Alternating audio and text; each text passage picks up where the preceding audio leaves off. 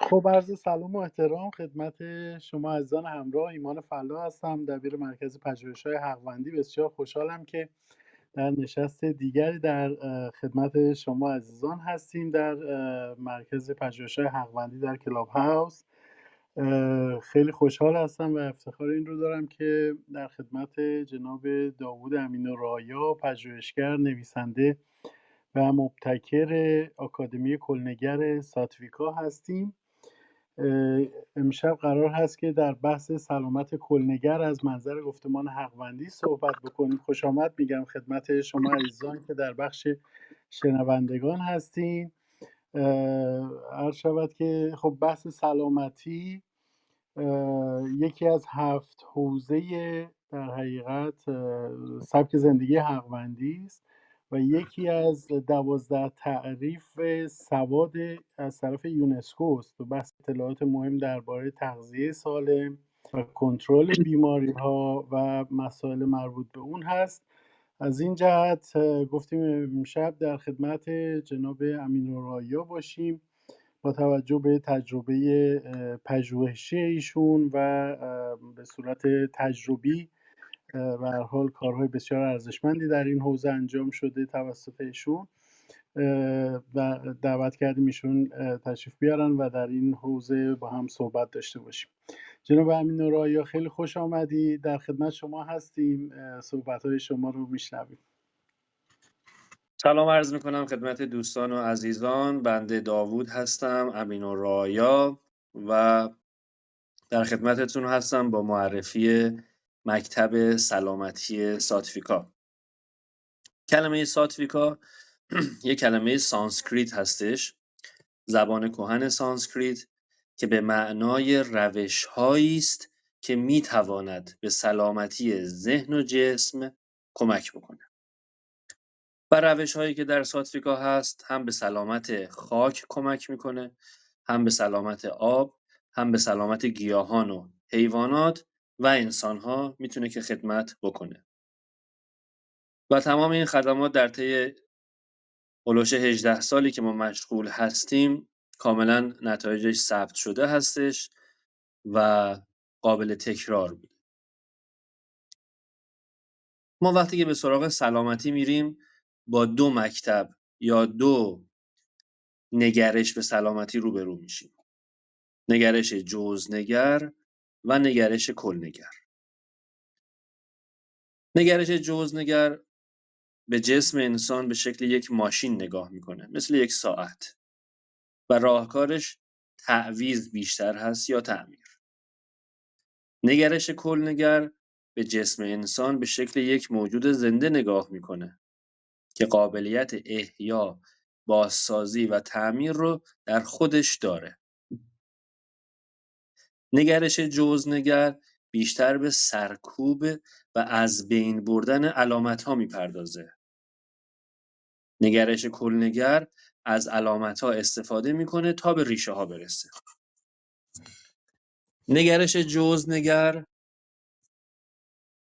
بسیار تهاجمی هست، چون تمام هدفش نابود کردن علامت‌ها و نابود کردن درد هست. به گونه‌ای میشه گفت که از درد متنفر و بیزار هست.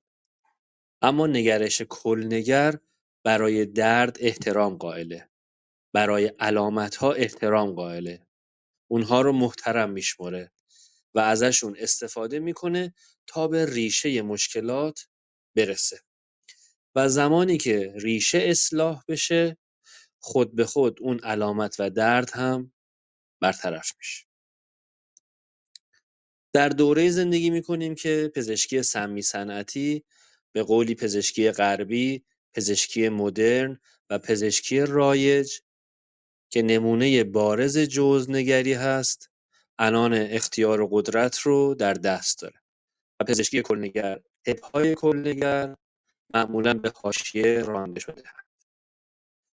نتیجه این دیکتاتوری سمی صنعتی و به حاشیه رانده شدن طب‌های کلنگر جامعه‌ای است که همه بیمار هستند، از جنین و نوزاد تا نوجوان و جوان و میانسال و پیرسال و کهنسال همه بیمار هستند. تفاوتشون اینه که در طبقات مختلف بیماری سیر میکنن و از سلامتی بی بهره. مثالی میزنیم. شما یک ماشین بسیار ارزشمندی داری، یک خانه بسیار زیبایی داری، وسایل بسیار ارزشمندی در خانه هست و برای این خانه و برای این ماشین یک دزدگیری نصب میکنی. شب هنگام دزدگیر به صدا در میاد و خواب ناز شما و خانواده رو به هم میریزه و شما بلند میشی و سیم دزدگیر رو میچینی، دکمه دزدگیر رو میزنی. مسلما ساکت میشه بدون شک. مسلما دیگه صدا شما رو آزار نمیده و مسلما میتونی که بخوابی. اما صبح که بیدار میشی میبینی نه ماشینی هست و نه خانه‌ای و نه وسایل. و عقل حکم میکنه که وقتی صدای دزدگیر بلند شد فرد بره و چک بکنه ببینه چه خبر هست در پارکینگ خونش یا در منزلش. ما در پزشکی سمی صنعتی میبینیم که این کار انجام نمیشه. سرفه، عطسه، قلط، اسهال، استفراغ، جوش، ریزش مو، مشکلات پوستی، اینها همه علامت هستند. اینها همه آژیر هستند. درد زانو، درد کمر، درد گردن، همه آژیره. همه داره فریاد میزنه که یک جا یا چند جای زندگی شما مشکل داره.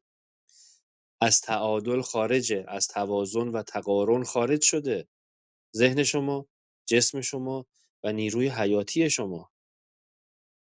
یه جایی سبک زندگیت یا چند جای سبک زندگیت اشکال هست و تو ازش بیخبری.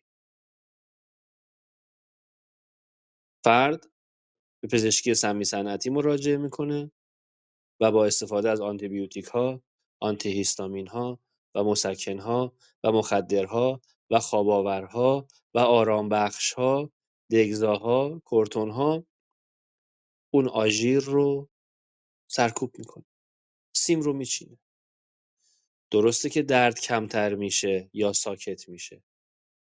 علامت‌ها از بین میره. اما فرد خوب نمیشه. اما فرد به سمت جایگاه انسان سالم حرکت نمیکنه. بلکه برعکس مشکلات قبلی هست، سر جاش هست، اشتباهات قبلی در سبک زندگی هست، عدم تعادل‌ها و تقارن‌ها و توازن‌ها هست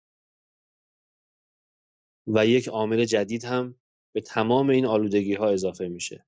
قرص‌ها و داروهای جدید، آزمایش‌های خطرناک، شیمی درمانی، رادیوتراپی، MRI و کل این مجموعه رو که شامل ذهن هست، ادراک هست، عواطف هست، احساسات هست و اندام‌ها و ارگان‌های مختلف هست رو از نقطه انسان سالم دورتر میکنه و این فرد یه هفته دیگه، 2 هفته دیگه، 3 هفته دیگه، 1 ماه بعد با علائمی شدیدتر، خطرناکتر و با هزینه‌هایی بس گزاف‌تر برای تشخیص و آزمایش و درمان مجبور مجدد به چرخه معیوب دارو و درمان برگرده.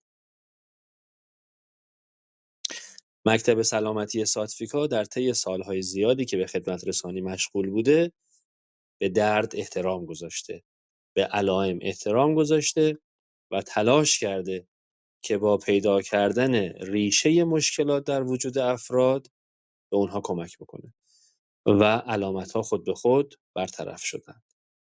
و چقدر فرد از اون علامت‌ها شاکر و سپاسگزار هست، چون اون علامت‌ها بودند، اون دردها بوده که منجر شده که فرد بیدار بشه، هوشیار بشه، آگاه بشه، سبک زندگیش رو اصلاح بکنه، عادت‌های اشتباهش رو بشناسه و حذف بکنه و عادت‌های درست رو یاد بگیره و جایگزین بکنه. بسیار خوب. جناب آقای فلاح و دوستان گرامی، نکته دیگه که ما در ساتفیکا به اون بسیار اهمیت میدیم بحث یبوست‌های سگانه هستش. یبوست تنفسی، یبوست گوارشی و یبوست فکری احساسی. مسلما یبوست گوارشی رو بسیاری از دوستان شنیدند و متاسفانه بر اساس آموزش‌های اشتباه سیستم سمی صنعتی که به ریشه‌هاش باید پرداخت تا تاریخچه‌اش رو شناخت، افرادی که برای دستشویی بزرگ مدفوع اجابت مزاج به مشکل برمیخورن فکر میکنن که یبوست دارن. اما تعریف صحیح این نیست. تعریف صحیح به این صورته که انسان سالمی که سبک زندگی سالمی داره و روزی 3 بار غذا میخوره، باید 3 الی 4 بار دفع داشته باشه. اگر 2 بار غذا میخوره 2 الی 3 بار. این تعریف سلامت سیستم گوارش هستش. خیلی از افراد تعجب میکنن. اما نکته‌ای که بسیار خوشحال کننده و درخشنده هست اینه که وقتی سبک زندگیش رو بر اساس سبک زندگی ساتوا و ساتویکا تعریف میکنن و انجام میدن، در مدت کمی، شاید کمتر از 1 ماه، به روزی 2، 3 و الی 4 مرتبه میرسن و کیفیت پوست، مو، سبک زندگی، خواب، اشتها، دمای بدن و بسیاری از دردهایی که در طی سالها از درمانشون عاجز شده بودند بهبود پیدا میکنه.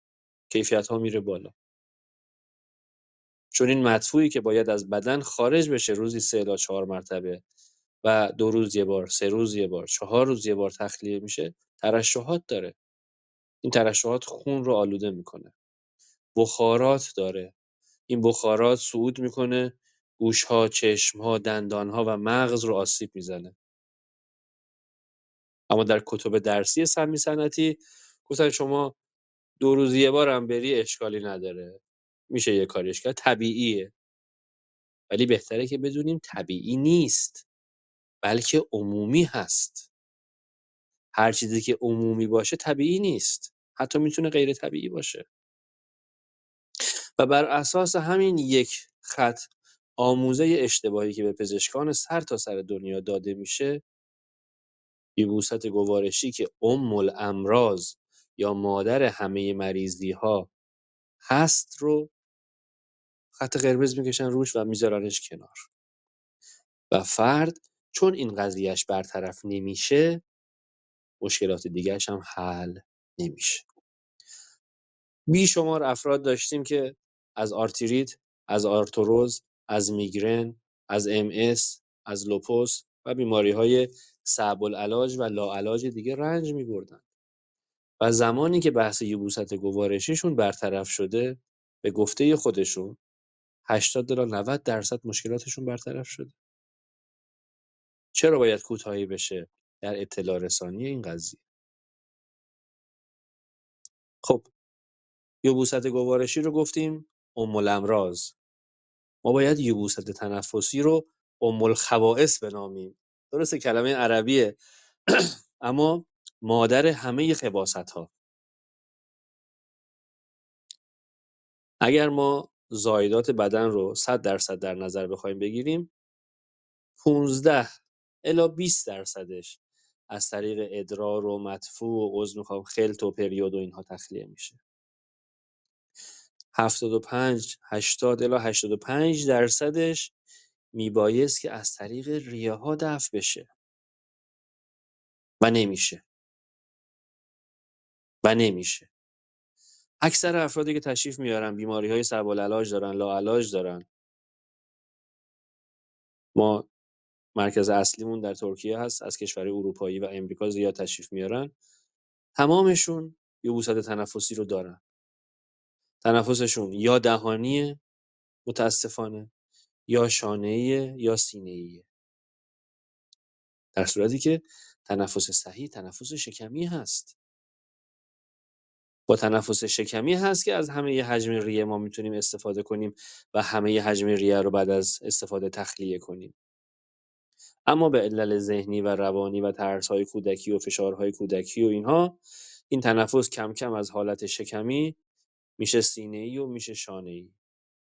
و اون عزیزانی که تنفس دهانی دارن واقعا جای تسلیت داره. حتما باید اصلاح بشه.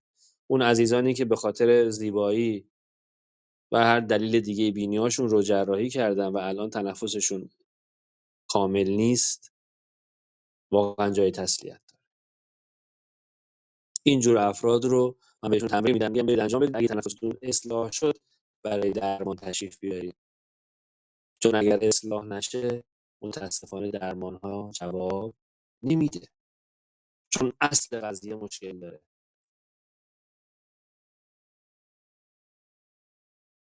به یک حکیم، به یک طبیب، به یک پزشک، یک فردی که در راه سلامتی مردم داره گام برمیداره، این تکلیف واجبه که اول یبوست تنفسی فرد رو چک بکنه و اصلاحش بکنه.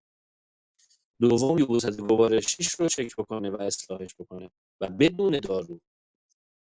کار بزرگی که ساتریکا انجام داده برای مردم این هستش که بدون دارو، بدون ملین و مسهل این اجابت مزاج اصلاح میشه و این ارزشمند هست.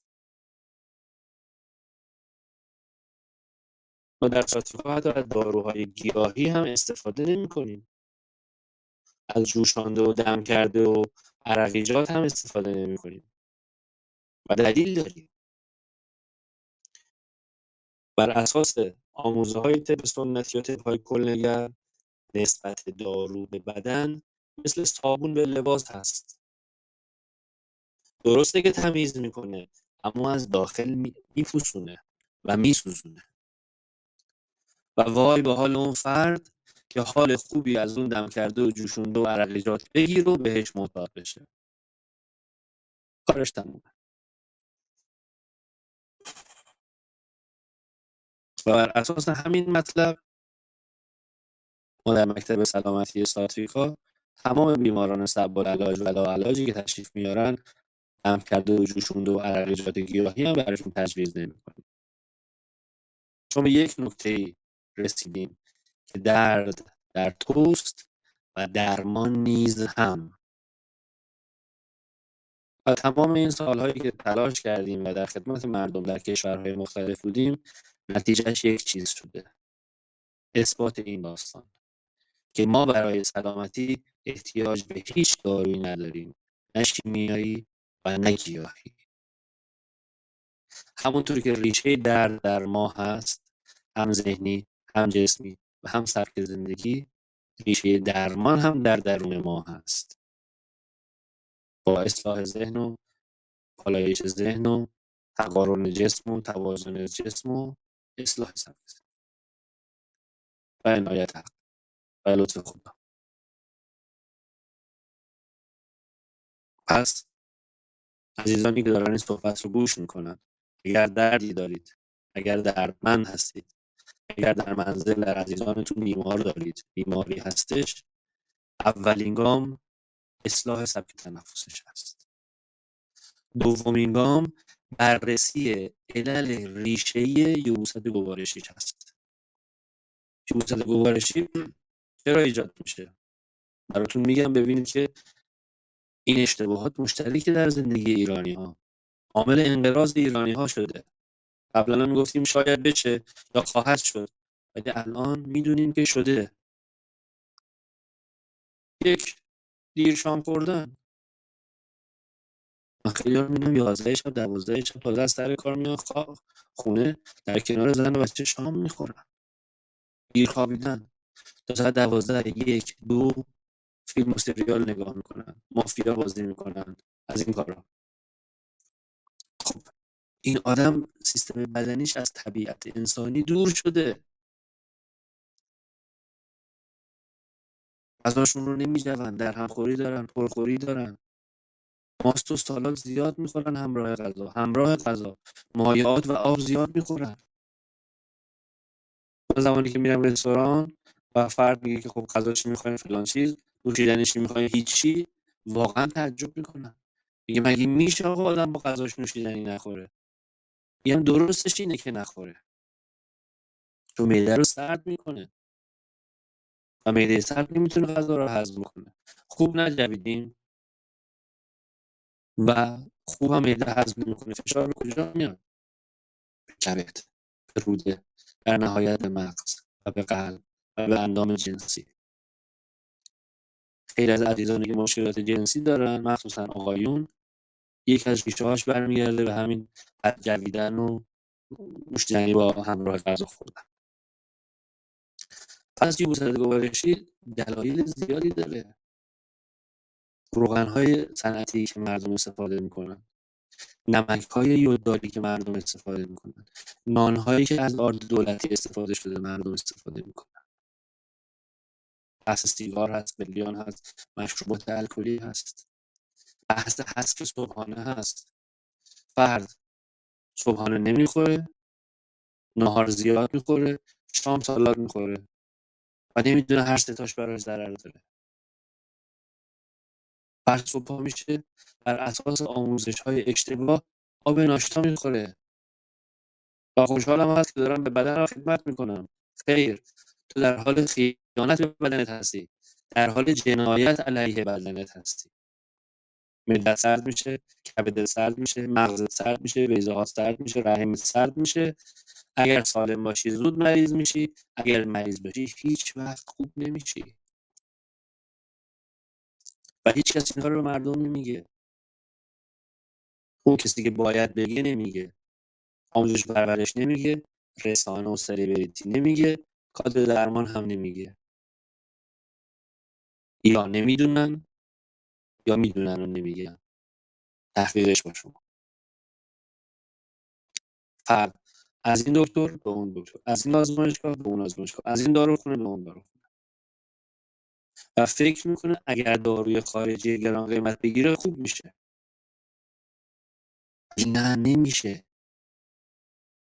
همش بعد از 10 سال، 15 سال، 20 سال دربدری میان سراغ ساتیفیکا و بعد حیرت میکنن چقدر راحت با هزینه خیلی کم میتونستن سلامتیشون رو حفظ بکنن.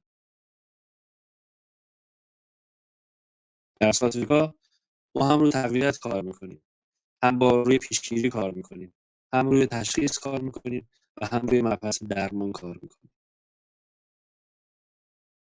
تو سیستم سمی صنعتی چون نگرششون به انسان اشتباست نمیتونن پیشگیری کنن، نمیتونن تقویت کنن، نمیتونن تشخیص بدن و چون نمیتونن درست تشخیص بدن نمیتونن درمان کنن.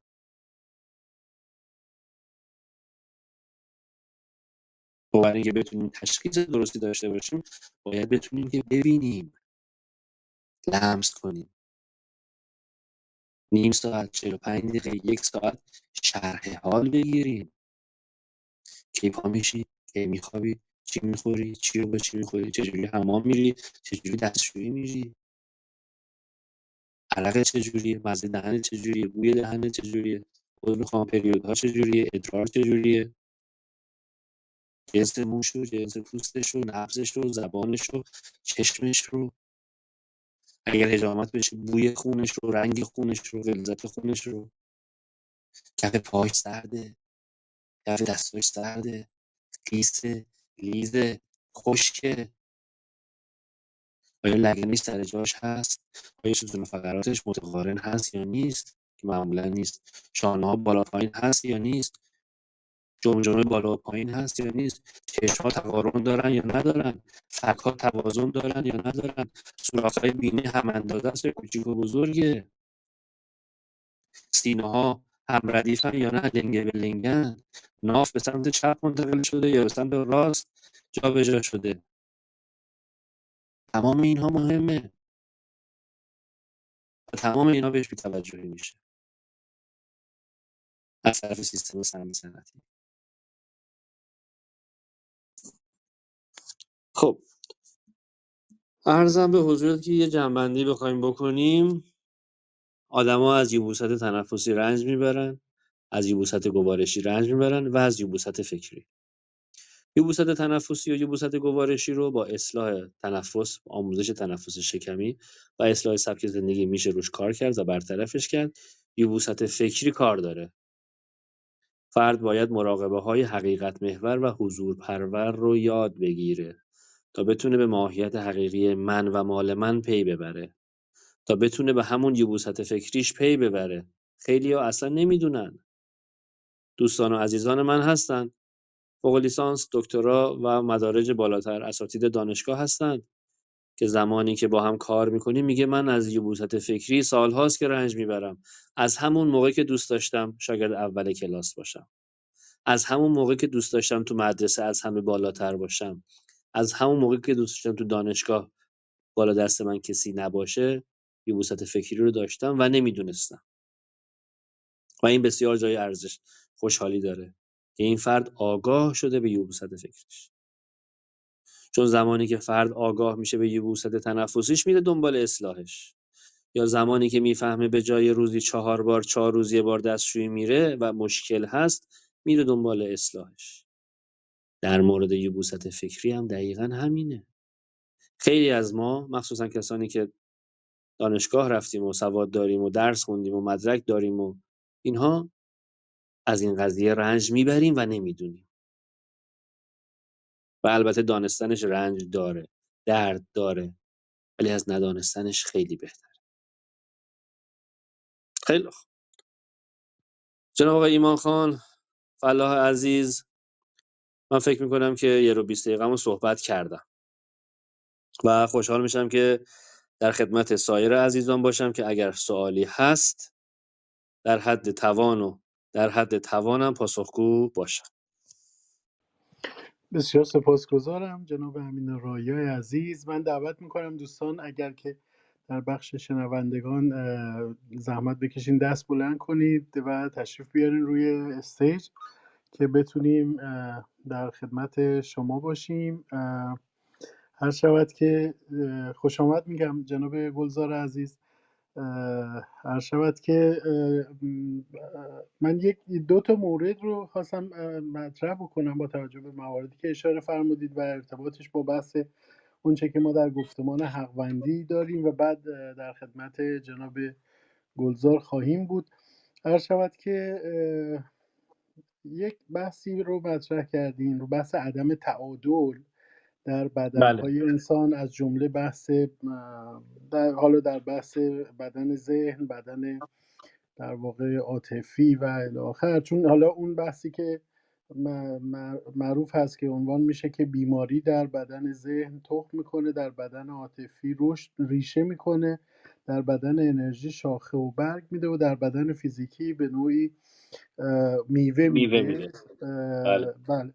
هر شود که این عدم تعادل در حقیقت به نوعی همونطور که حالا شما اشاره فرمودین در بحث اون کیفیت رابطه است که انسان با خودش برقرار میکنه در حوزه فیزیکش، به صورت فردی، در ارتباط با اون هستی هوشمند، در ارتباطش با حتی طبیعت، در ارتباطش با انسانهای دیگه.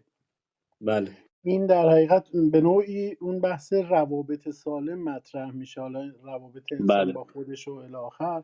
این رو من خواستم اگر که ممکن هست تو بخش دوم صحبتاتون بیشتر اشاره بفرمایید که چطوری میشه این کیفیت در واقع تعادل رو ایجاد کرد. چون حالا بحث تعادل در گفتمان حقوندی یا میزان عدل به میزانی است که انسان حقوند رابطه‌اش رو برقرار میکنه، بدون حالا اشاره که فرمودید در پایان صحبتاتون بله، رو بحث این که چقدر مقایسه میکنه، چقدر دنبال برتری جویی هست، بله، تخریب کردن و الی آخر. این چطور میشه این بله، تعادل رو ایجاد بکنه. یه بحثی هم رو بحث در ابتدای صحبتتون رو بحث قدرت مداری در واقع طب حالا صنعتی، به اصطلاح طبی صنعتی اشاره کردین که بله. محور اساسیش قدرت هست و به دنبال اون برتری و به اصطلاح سلطه نسبت به انسان‌های دیگه. این رو هم اگر ممکن بله. هست رو بحث این که اون قدرت رو چطور معنی می‌کنی و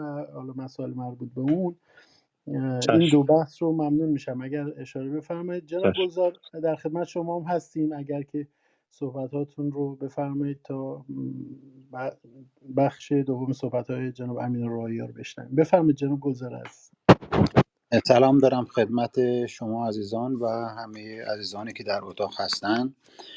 شما راجع به یک تعادل صحبت کردید که گفتید عدم تعادلی در بدن وجود داره خب این عدم تعادل رو و موارد زیادی رو در این رابطه تو گفتید، این موارد هست، این موارد، ولی اینکه چه شکلی میشه این موارد رو حداقل یکی دو موردش رو آدمی یاد بگیره که چگونه من شروع کنم و چه شکلی این رو به نتیجه برسونم. بسیار و در این قسمت آخر شما باز توضیح دادید که از صفتی استفاده کردید به نام یبوست ذهنی، یبوست مثلا تن و غیره. خب حالا اگر بله. من قسمت تنش رو بگیم که مسئله نوع غذا خوردن، نوع برخورد انسانی رابطش با تنش رو چه شکلی برقرار کنه که در حقیقت همه این روابط بین ارگان ها در یک بله. تعادلی باشن با هم دیگه که هیچ گونه آسیبی به بدن وارد نکنه، اون رو باش بله. مسئله. در حقیقت بیشتر سوالم رو قسمت اون ذهنه. شما راجع به چشم. ذهن گفتید، اگر میشه بگید که ویژگی های این یبوست ذهن چیست، راه حل چشم. ها چیست، حداقل به طور عموم. چشم. خوشحال میشم. خیلی ممنون. ببینید چشم. ارادتمندم. موقع شما هست. عرضم به حضورتون که ما توی مکتبی که هستیم و آموزش هایی که داریم، در وهله اول میریم به سراغ یبوست گوارشی و یبوست تنفسی، چون به تجربه ثابت شده تا زمانی که اکسیژن کافی به مغز نرسه، نیروی حیاتی کافی به قلب نرسه و اون سموم ناشی از تنفس ناقص و اون سموم ناشی از مدفوعی که داخل روده ها مونده از بدن تا حد زیادی دفع نشه، گوش‌های طرف باز نمیشه برای شنیدن و چشم‌هاش هم گشوده نمیشه برای دیدن و قلبش هم مشروح نمیشه برای شرح دادن و توضیح دادن.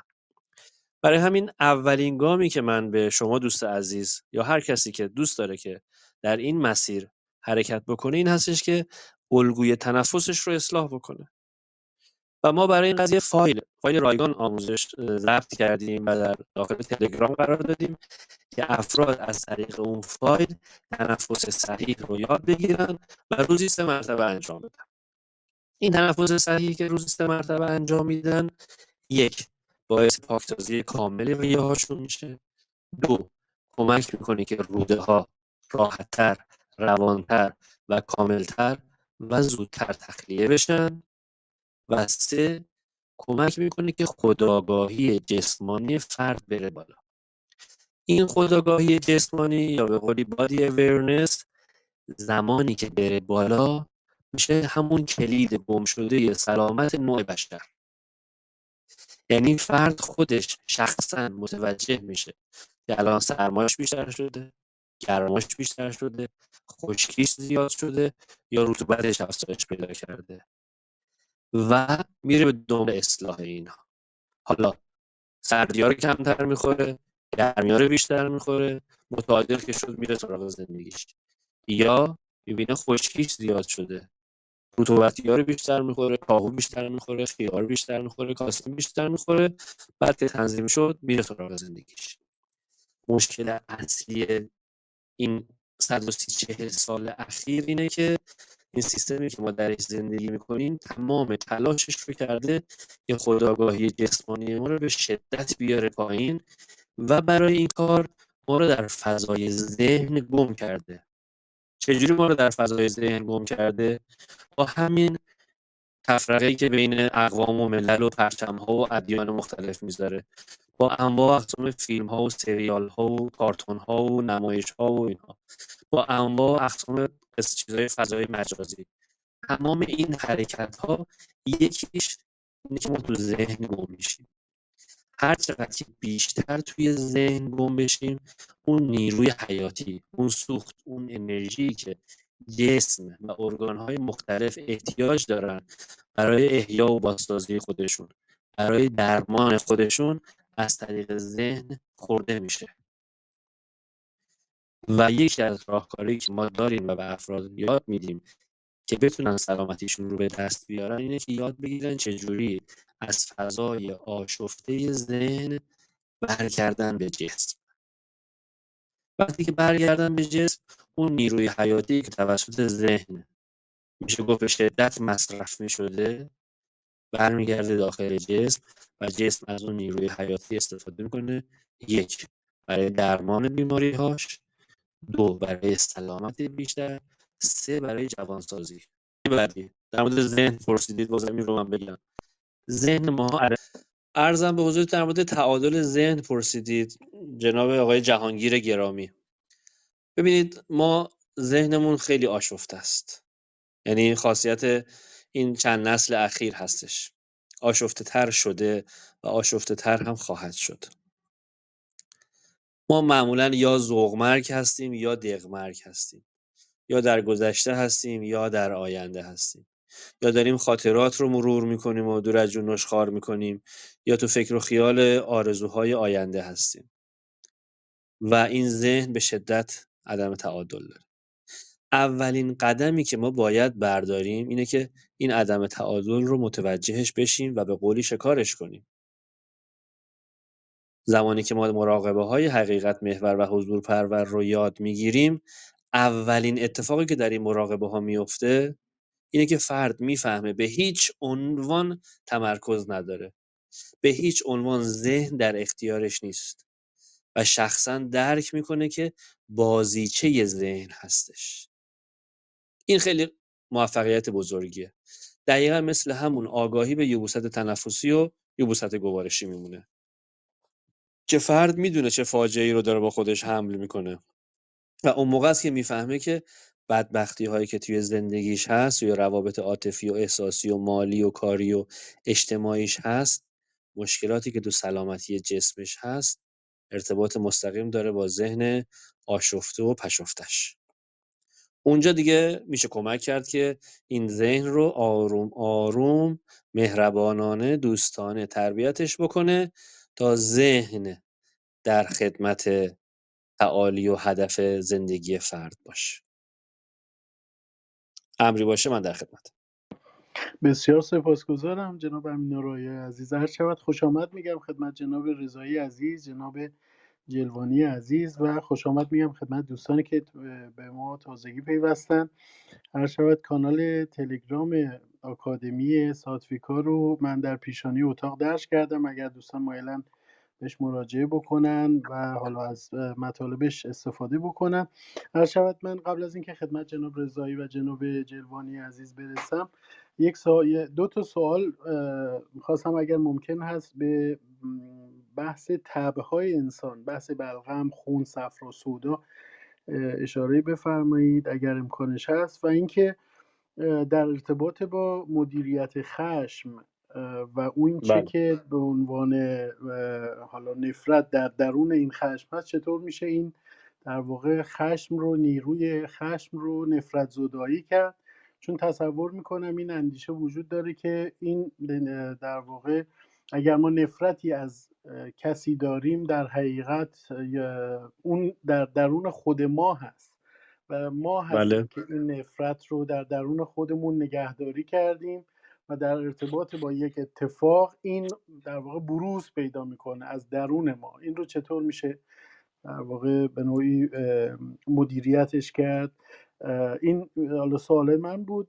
جناب رضایی در خدمت شما هستیم، خیلی خوش آمدین، صحبت‌های شما رو میشنویم. منم سلام عرض میکنم. یکم ببخشید حالت آنفولانزا دارم، حالا بحث سلامتی مطرح شد. منم فکر کنم باید یه مقداری حالا از صحبت‌های آقای داوود استفاده کنم و شاید بهتر باشه که کلی نگرتر بحث رو وارد بشیم. راستش رو بخوای من خیلی ممنونم به خاطر بحث خوبی که جناب داوود فرمودن ببخشید و استفاده کردم. ولی حالا من نه پزشکم نه تو این حوزه کار کردم، ولی یک ترس دارم داوود عزیز، و این ترسم به خاطر کاری که در واقع تو رشته حقوق کردیم.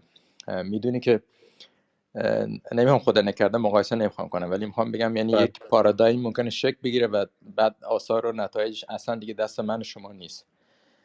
مثال عرض میکنم خدمتتون. موقعی که سال 57 انقلاب ایران شکل گرفت، انقلاب مردمی ایران، یکی از بزرگترین انقلاب‌های کلاسیک دنیا، ما یه نظام حقوقی داشتیم که تقریبا تا حد زیادی سکولار بود و سکولار نه معنی حالا خیلی پیشرفته‌اش، ولی علمی بود و حتی قانون مجازات ما، قانون سال 52 1352 ایران، یکی از پیشرفته ترین قانونهای مجازات خود کل اصلا خاورمیانه بود و حتی در سطح اروپا هم میشد، به جز بحث اعدام اینا که خب اونم داشتن کمش میکردن.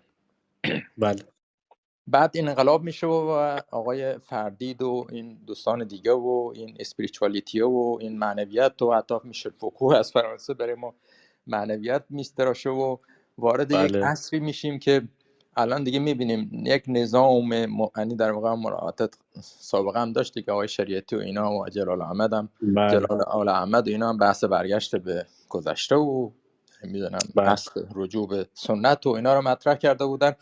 همه این سنت قوی دوباره خودشو به شکل عجیب و غریب بسیار به نظر من وحشیانه‌ای بر ما ایرانیان بله تحمیل کرد و الان ما با این نظام که نمیشه مگه حقوقی، یک نظام فقهی شبیه قرون وسطایی، حتی از اونم بدتر مواجهیم که حالا شما میبینید دیگه حتی رفتن زن به استادیوم رو باش مشکل داره، نمیدونم بله مشکل داره با روسری رو پوشش مرد و زن مشکل داره، با همه، نه تنها مشکل داره بلکه کیفر تعیین کرده برای این موضوعات. بله میخوام بگم متاسفانه که من موقعی که اینجوری نگاه میکنم، یعنی یک نگاه رتروآکتیو به اصطلاح داشته باشیم، میترسم از این نگاهی که شما مطرح میکنید. دلیل علمی هم دارم بله براش، موضوع عرض کنم، حالا استفاده میکنم از صحبت شما میتونم. مخلص شما هست. خواهش میکنم. ببینید شما در صحبتاتون به لحاظ معرفت شناسی یعنی اپیستمولوژی دارید یه کاری میکنید که فکر کنم این مقدار آگاهانه است، شاید این مقدار هم خب تاثیر همین آموزه‌های عرفان هندی و ایناست. شاید دارید در واقع اون پیچیدگی‌ها و اون کمپلکسیتی‌های روان و روح و طبیعت انسان و بدن و فیزیک رو هی دارید سیمپلیفای میکنید تا برسید به جایی که مثلا میخواید نشون بدید که تن انسان یا ذهن انسان یا نمیدونم حالا عقل میگیم، ذهن، هر چی، روح انسان اینجوریست و میشه تنظیمش کرد با 4 تا روش غذایی یا نمیدونم چند تا پیاده روی یا به کار دیگه. من خب شخصا این رو توهین به علم میدونم، علمی که در واقع حداقل از دوران رنسانس به این سو در هم پزشکی، هم در فیزیولوژی، هم در آناتومی، درست هم در رادیولوژی، همه اینا اینقدر دانش رو دانش اضافه شد تا رسیدیم به اینجا که الان مثلا ما میدونیم فرض کن دلیل علمی یا بوسط چیه، یا دلیل نمیدونم که گوارشی مشکلش چیه، یا معده چیه و ایناست. و بله میخوام بگم که متوجه این موضوعی که شما مطرح میکنید، این خطر بزرگ علمی و معرفت شناسانه درش نهفته است که شما میاد ساده میکنید چیزایی که اصلا واقعا ساده نیستن و از این طریق در واقع شما به 100% هدفتون میرسید، به مرکزتون، بالا، به کاری که میکنید. 100% ولی واقعیتش اینه که این خطر بسیار عظیمی داره و من داشتم همین چند 100% هفته پیش صفحه اول همین اشپیگل آلمانی رو میخوندم، یک گزارش بسیار مفصلی بود در مورد خطری که یوگا و همین روش‌های مدیتیشن های جدید برای کل جامعه دارن. ما خودمون تجربه صوفیسم منفی و خراب کننده رو داشتیم در بله طول متاسفانه بله تاریخمون، ولی این در واقع 100% در غرب هم به موافقم شکلی و بی‌توجهیشون به جنبه‌های اجتماعی، به جنبه‌های نقد اجتماعی، به سوشال جاستیس، به اینا و به شکل‌های مختلف در واقع اینو بی‌اعتنایی به دیگری و تنها رو خودت متمرکز شدن که حالا من خودم بله رو نجات بدم و خودم رو مثلا متاسفانه مخفی همینطوره کنم. به این خاطر بله میخوام بگم که شما در واقع خوب و قشنگ ترک کردید، ولی این ابعاد و این مسائل هم هست که شاید همون اگه بخوایم 100% حالا خلاصه نتیجه گیری کنم، اگه هولیستیک بخوای بنگری باید همه اینا رو با هم بذاری و شاید خوب بدون بود. شک من که پزشک نیستم ولی کاش یه پزشک تحصیل کرده دانشکده یا یه فارمالوژیست حسابی تو این جلسه بود و در مقابل شما استدلال میکرد و ما موقع حتما میتونستیم به در واقع یه درک چی بگم، درک عرفی‌تر و علمی تری برسیم. خیلی ممنون، خیلی هم صحبت بسیار کردم، ببخشید. ممنون. جناب جناب ایمان گودرز. اگه اجازه بدی من با جناب آقای حسن صحبتمو بکنم، بعد دوست گرامی بعدیمو باشه، صحبت بله، کنم. بسیار عالی، باشه، در خدمت مرسی. شما هست. خواهش چون می‌کنم. صحبت‌های ایشون کاملا صحیح بود و ترسشون کاملا متین هستش. نکته‌ای که هست شما 100% درست میگید. صحبت‌های بنده هم خطرناک هست و هم توهین هست و من خیلی خوشحالم که این خطر رو برای این علمی که به ظاهر علم هست و در باطن شبه علم هست ایجاد میکنم و خیلی خوشحالم که به این افرادی که خون بسیاری از مردم به گردنشون هست توهین میکنم و این واقعا برای من جای افتخار داره. نکته ای که هست اینه که دوست گرامی آقای حسن رضایی عزیز واقعا به ما شبه علم رو با پروپاگاندا و رسانه به اسم علم مطرح کردن و به ما قبولوندن. ببخشید من آقای در آقای لحظه عذر میخوام، منظورتون از شبه علم اینجا پزشکی مدرنه درسته یا نه بله چیزی دیگه؟ پزشکی سمی صنعتی هست. بله حالا اون از اوصاف چیز استفاده نکنیم چون خب فرض پیش میاد. همین پزشکی مدرن، پزشکی معمول. ببخشید. بسیار خب. پزشکی که توی 110-20 سال پیش، از 110-20 سال پیش شروع شده و اگر دوستان بخوان من براشون سورس ها رو میفرستم که این پزشکی تاریخچه بسیار سیاه داره و توسط آقای راکفلر با توجه به پولهای نفتی ایجاد شده و با برنامه ریزی پیش رفته که طبهای طبیعی رو معدوم کنن، نابود کنن. توی ایران از زمان تأسیس دارالفنون این قضیه شروع شده و عزیزانی که در دارالفنون درس خوندن و بعد به فرانسه اعزام شدن با این تعهد به ایران برگشتن که طب سنتی رو کاملا نابود کنن که راه باز بشه برای محصولات شیمیایی و وابستگی‌های بعدی که به علم به قولی حالا و به محصولات و داروها و آزمایش‌ها و تکنولوژی ایجاد میشه و مردمی که همواره بیمار و بیمارتر میشن. شما خودتون مسلما یکی دو نسل از من قدیمی‌تر هستید. سلامتی قدیمی‌ها رو مقایسه کنید با سلامت روان بچه‌های دهه 80 و 90 رو. بگذریم.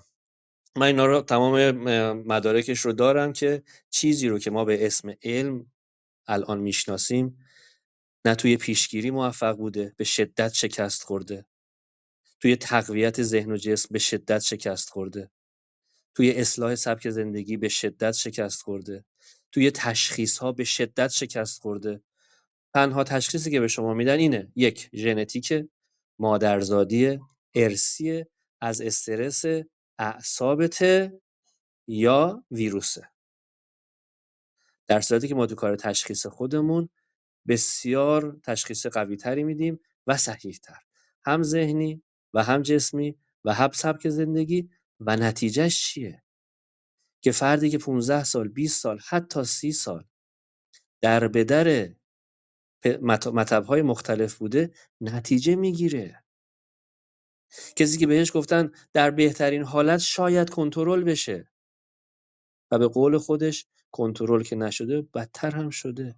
این فرد بهبودی رو تجربه میکنه، امید رو تجربه میکنه، خواب راحت رو تجربه میکنه، اشتهای بهتر رو تجربه میکنه، آرامش ذهن بیشتری رو تجربه میکنه. دوستان گرامی، این شبه علمی که به ما به اسم علم قبولوندن هیچ پایه علمی نداره. تمام آزمایشاتش از لحاظ عقلی، منطقی و حتی تجربی مردود هستش. من برای اینها ساعتها وایس گذاشتم. توی کانال تلگرام موجود هستش. شما وایس ها رو گوش کنید. تمام آزمایشاتی که مردم در بیمارستان‌ها و آزمایشگاه‌ها میدن از لحاظ عقلی و بعد علمی و تجربی و منطقی مردوده. ولی ما داستان همون لباس پادشاه و لخت بودن پادشاه رو داریم.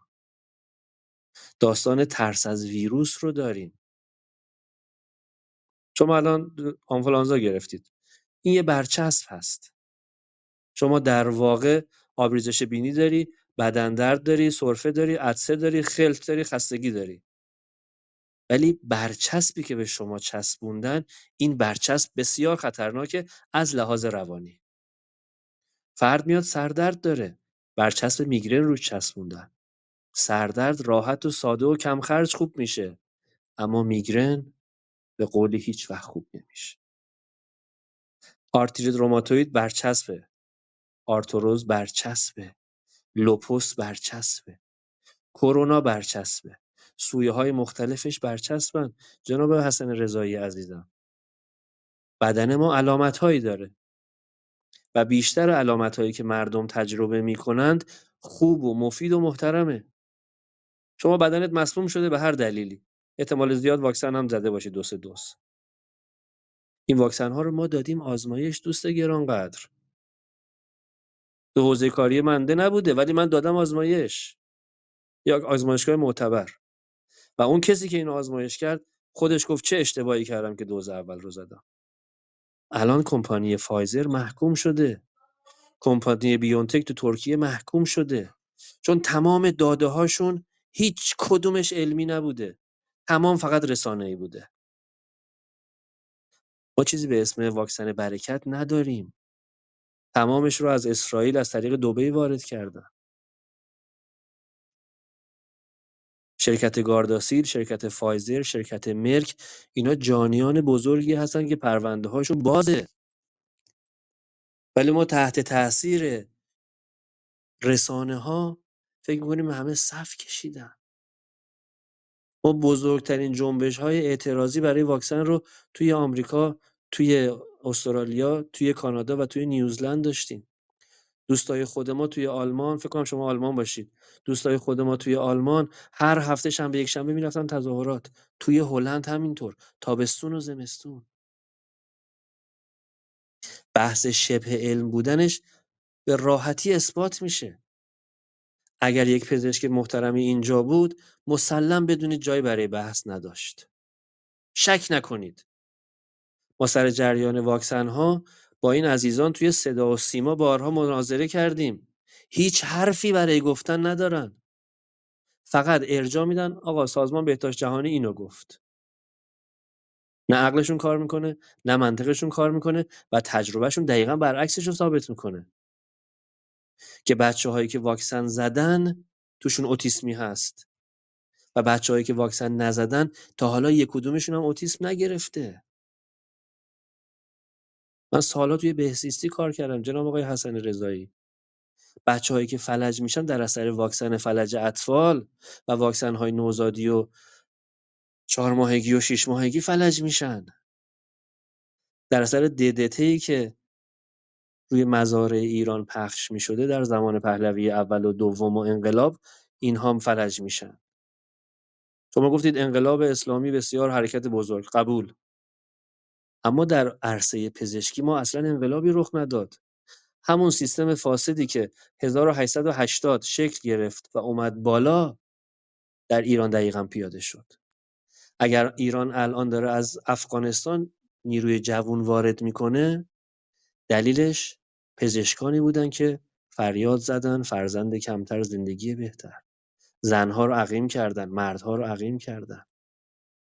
شرایط اجتماعی سر جاش، فقر سر جاش. بله. دکتر مرندی، شاید شما بشناسیدش. کسی بود که از سازمان بهداشت جهانی برای اینکه سرعت رشد جمعیت ایران رو آورد پایین جایزه گرفت. بعد از ایشون بیل ایشون گیتس جایزه گرفت. پزشک رهبر فعلی جمهوری اسلامی هم هست که میدونیم. متاسفانه بله می‌بینیم که آقای متاسفم. خامنه‌ای هنوز ماسکشو ور نداشته. خب این ماسکی که ملت میزنن دقیقاً عامل تشدید یبوست تنفسی بوده. خیلی از افرادی که فکر می‌کردن کرونا گرفتن دقیقاً به خاطر پرزهای ماسک مسموم شده بودن و بدنشون داشت علامت میداد. این پرزها هم تو ریه‌شون میرفت هم تو معده‌شون. سرفه، غلط، عطسه، اسهال، استفراغ. دقیقاً عامل خارجی که خود پرزها بود وارد بدن شده بود. به اضافه گازهایی که باید دفع میشد دوباره برگشته بود توی سیستم. مردم بیچاره ترسیده وحشت زده با توجه به رسانه‌ها فکر می‌کردن این علامت‌ها کروناست، میرفتن بیمارستان. دوستان زیادی بنده دارم، شاگردان زیادی دارم که کادر درمان بودند، هم پزشک، هم پرستار، هم کارمند و هم خود کادر درمانی که توی بیمارستان‌ها هستن و اونجا اینا گزارش میدن که چه بلایی سر مردم اومده. روی مردم ما پلی فارماسی انجام شده جناب آقای حسن رضایی، بدون رضایت بیمار و خانواده‌اش، بدون اطلاعشون حتی روی اینها داروهایی رو آزمایش کردن که نتایج رو فرستادن سازمان بهداشت جهانی که جایزه بگیرن برای مقالاتشون. با ونتیلاتور مردم رو کشتن، با رمدیسیور مردم رو کشتن که آمار کشته ها بره بالا که بتونن باش کار رسانه‌ای انجام بدن، که بتونن وام‌های کلانی رو که سازمان بهداشت جهانی میداد بر اساس آمار کشته‌ها، بستری‌ها و واکسن‌های تزریقی بگیرن که گرفتن.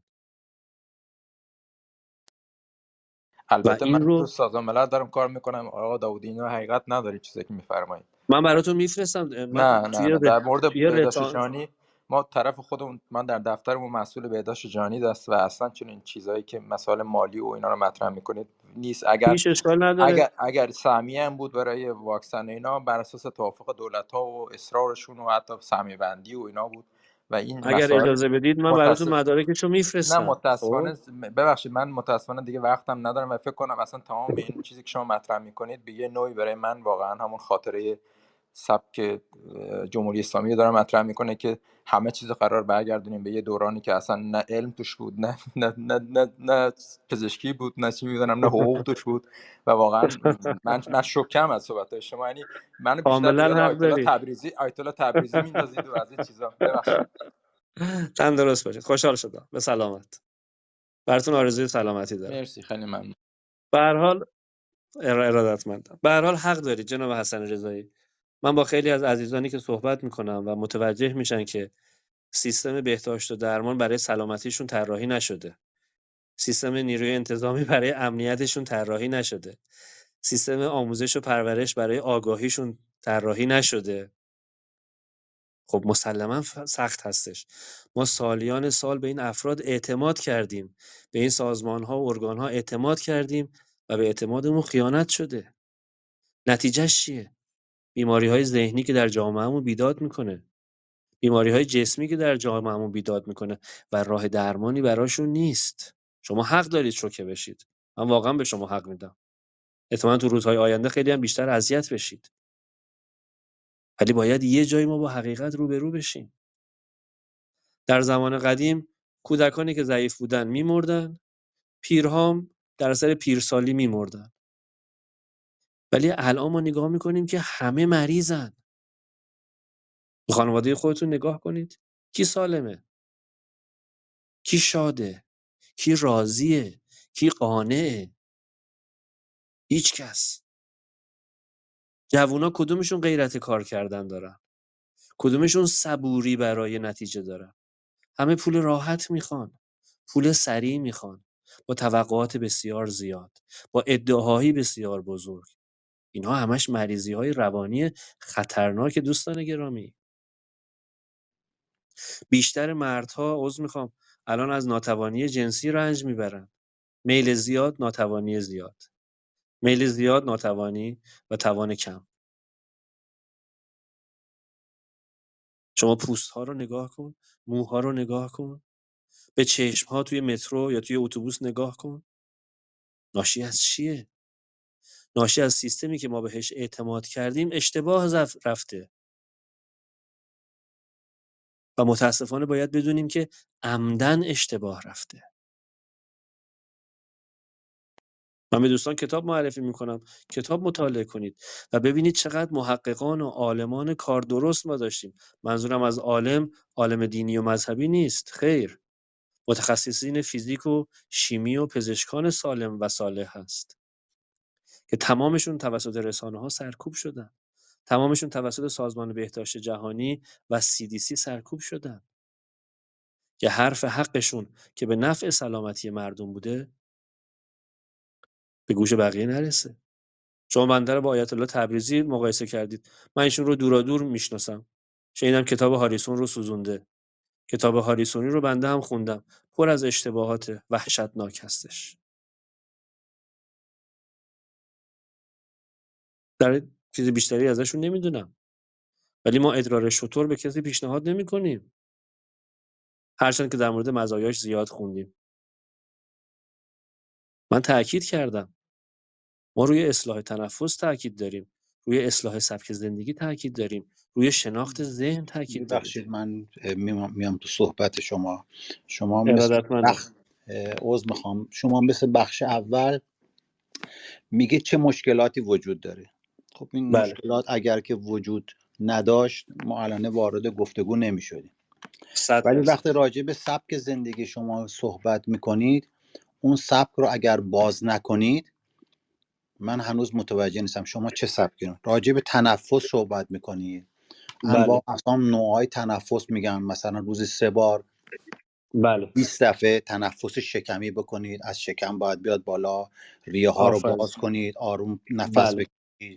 تو هوای بله آزاد، اینا خیلی خوبه که گفته میشه. 100%. ذهنیت در راجبه با آینده اینقدر مشغول آینده نباشه که هنوز به نیامده است، افسوس بله گذشته رو نخوره، سعی کنه در بله حال راه حل پیدا کنه برای یک آینده بهتر. حالا اون آینده درست رو هر کسی یک نوع تصور میکنه و این حتما موارد این چنینی.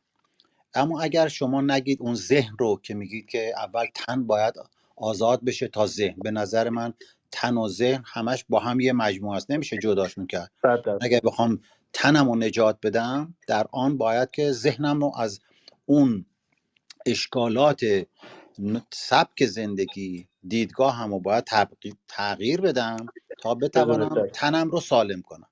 پس شما یه بله لطفی بکنید از این زمانی که دارید و بسیار خوبه، موارد متعددی از این ناب سامانی رو اگه بگید، هنوز درش راه حل نیست. یعنی من آخر کار میگم خب آقای داوود عزیز چی میخواست به من بگه، غیر از این که درست شما بگید که این ذهن، خب معلومه ذهن نه در اصل ما گذشتم همینطور بوده، انسان ها ذهنشون مجموعه نگر نبوده. این مجموعه باید چی داشته باشه، چه شکلی نگاه کنه، به خودش چه شکلی نگاه کنه. چون من درست خودم یه انسانی هستم که کوشیدم در طول زندگیم به صورت مجموعه به خودم نگاه کنم، مجموعه از بسیار عالی. روح و تن، که تن بله من و روح من باید در سلامت باشه، در گذشته زندگی نکنم، در آینده زندگی نمی کنم، افسوس آینده نمیخورم، در حال کوشش میکنم برای یک آینده بهتر. و این یه مجموعه هستم که رابطه خودم با دیگری، با طبیعت و خدای خودم رو بدون خشونت کنم از روابط، کوشش روزمره من. خب حالا این سبک زندگی منه. شما میگید که انسان ها یک ایراداتی دارن که از تعادل خارج شدن، درسته؟ من بله خیلی 100%. مایل هستم اون تعادل رو که خارج شدن، درسته که خارج شدن، چه میکنه یه انسان، حالا هر انسان با هر عقیده و مرامی، چه بکند و خیلی چگونه فکر کنه یا چه شکلی زندگی کنه میتونه عوض بشه. حالا اینکه بلغم و صفرا هست و فلان گرمی هست و اینا رو قبول دارم، تو پزشکی سنتی ما هست، پزشکی مدرن که اصلا به اینا نمیپردازه. پزشکی قدیم مجموعه نگاه میکنه انسان رو در یک مجموعه، که میخواد چینیش باشه، هندیش باشه، ایرانیش باشه. پزشکی مدرن نه، هر کسی تخصص یک قسمت رو داره، انسان رو به صورت مجموعه نگاه نمیکنه. اینا ایراداتی که خود پزشکان بهش قائل هستن. البته حرفای آقای رضایی که گفتن علم دیگه، علم هم کوشش میکنه که راه حل پیدا کنه. اون علم قدیم هم که بله گیاهان رو و نوع روح و جسم رو سر میکرده براندازی کنه، اونم علم بوده دیگه. یعنی تجربه میکرده تاثیر میکرده، تجربه میکرده تاثیر میکرده. حالا علم جدید یه ایراداتی داره، قبول دارم به حرف شما، ولی بسیار حسنام داره که علم قدیم نداره، که از اون امکانات علمی میشه استفاده کرد برای اینکه تشخیصهای بهتر داد و راه حل مناسب تری داد.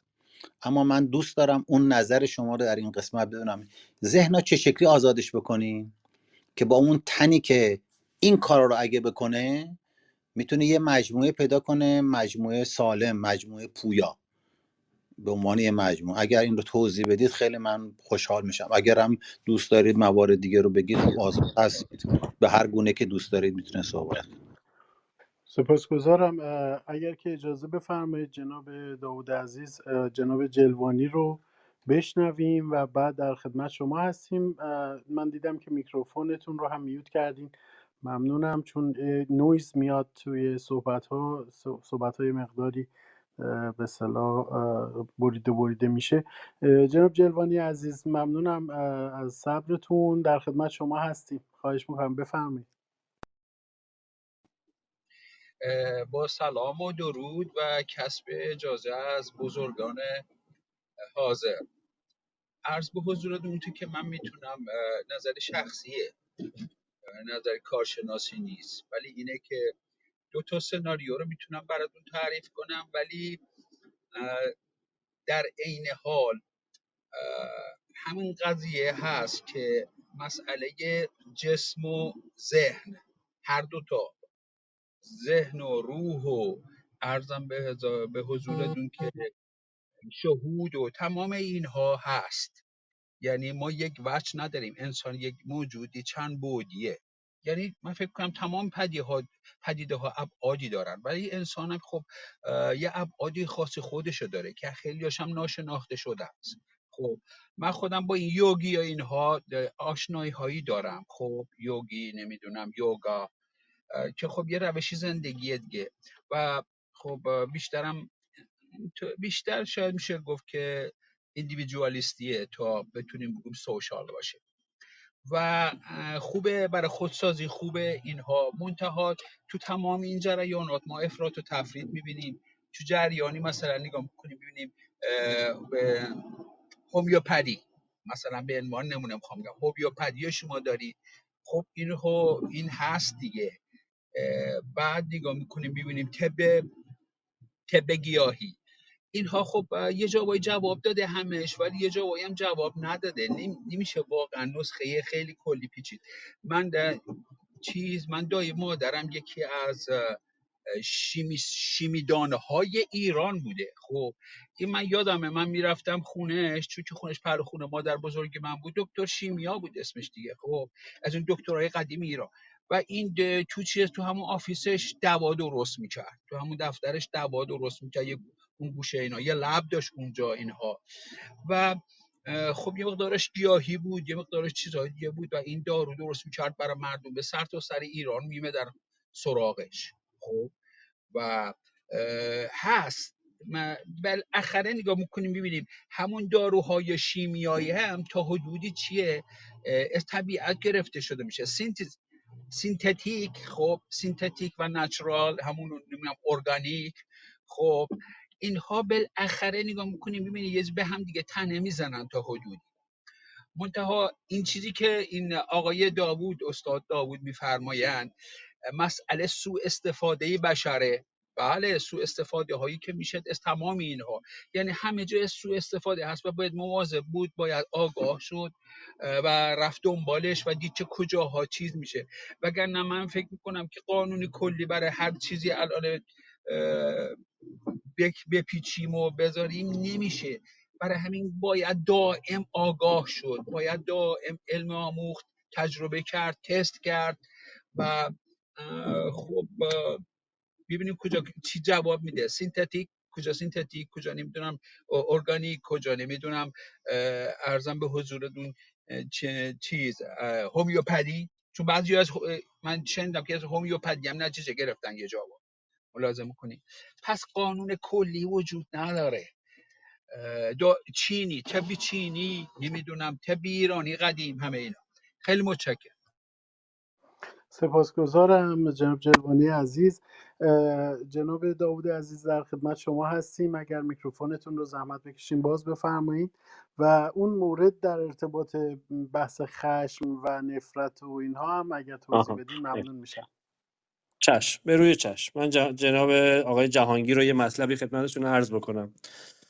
جناب آقای جهانگیر عزیز، ما امروز داریم بذر میکاریم و شما هم لطف کردید سر این بذره چارزانو نشستی، با انگشت اشاره هی میگی کی میوه میدی، میوه تو بده ما بخوریم ببینیم چطوره برادر. خب والا برای من بذر و این بذر مقدور نیست. ما افرادی که تشریف میارن پیش خودمون روزی 1-2 ساعت برای تمرین هاشون وقت میذارن، 2-3 سال طول میکشه تا این بذره به میوه تبدیل بشه. منم خدمت شما جسارت نمیکنم. شما تحقیقاتی داشتی، تجربیاتی داشتی، تمریناتی داشتی، نتایجی گرفتی. الان میخوای از زبان بنده حقیری مطلبی بشنوی که حالا اونا یا تایید بشه یا رد بشه، یا حرف بنده تایید بشه یا رد بشه. ولی بیاین که این بازی رو با هم نکنیم.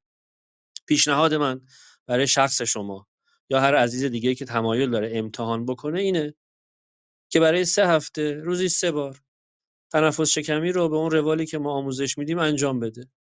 بعد 3 هفته من شخصا خصوصی در خدمتش هستم که در مورد نتایج و گزارشات و تجربیات و تغییراتی که داشته با هم صحبت بکنیم و قدم به قدم ادامه بدیم. خب این از جناب آقای جهانگیر عزیز.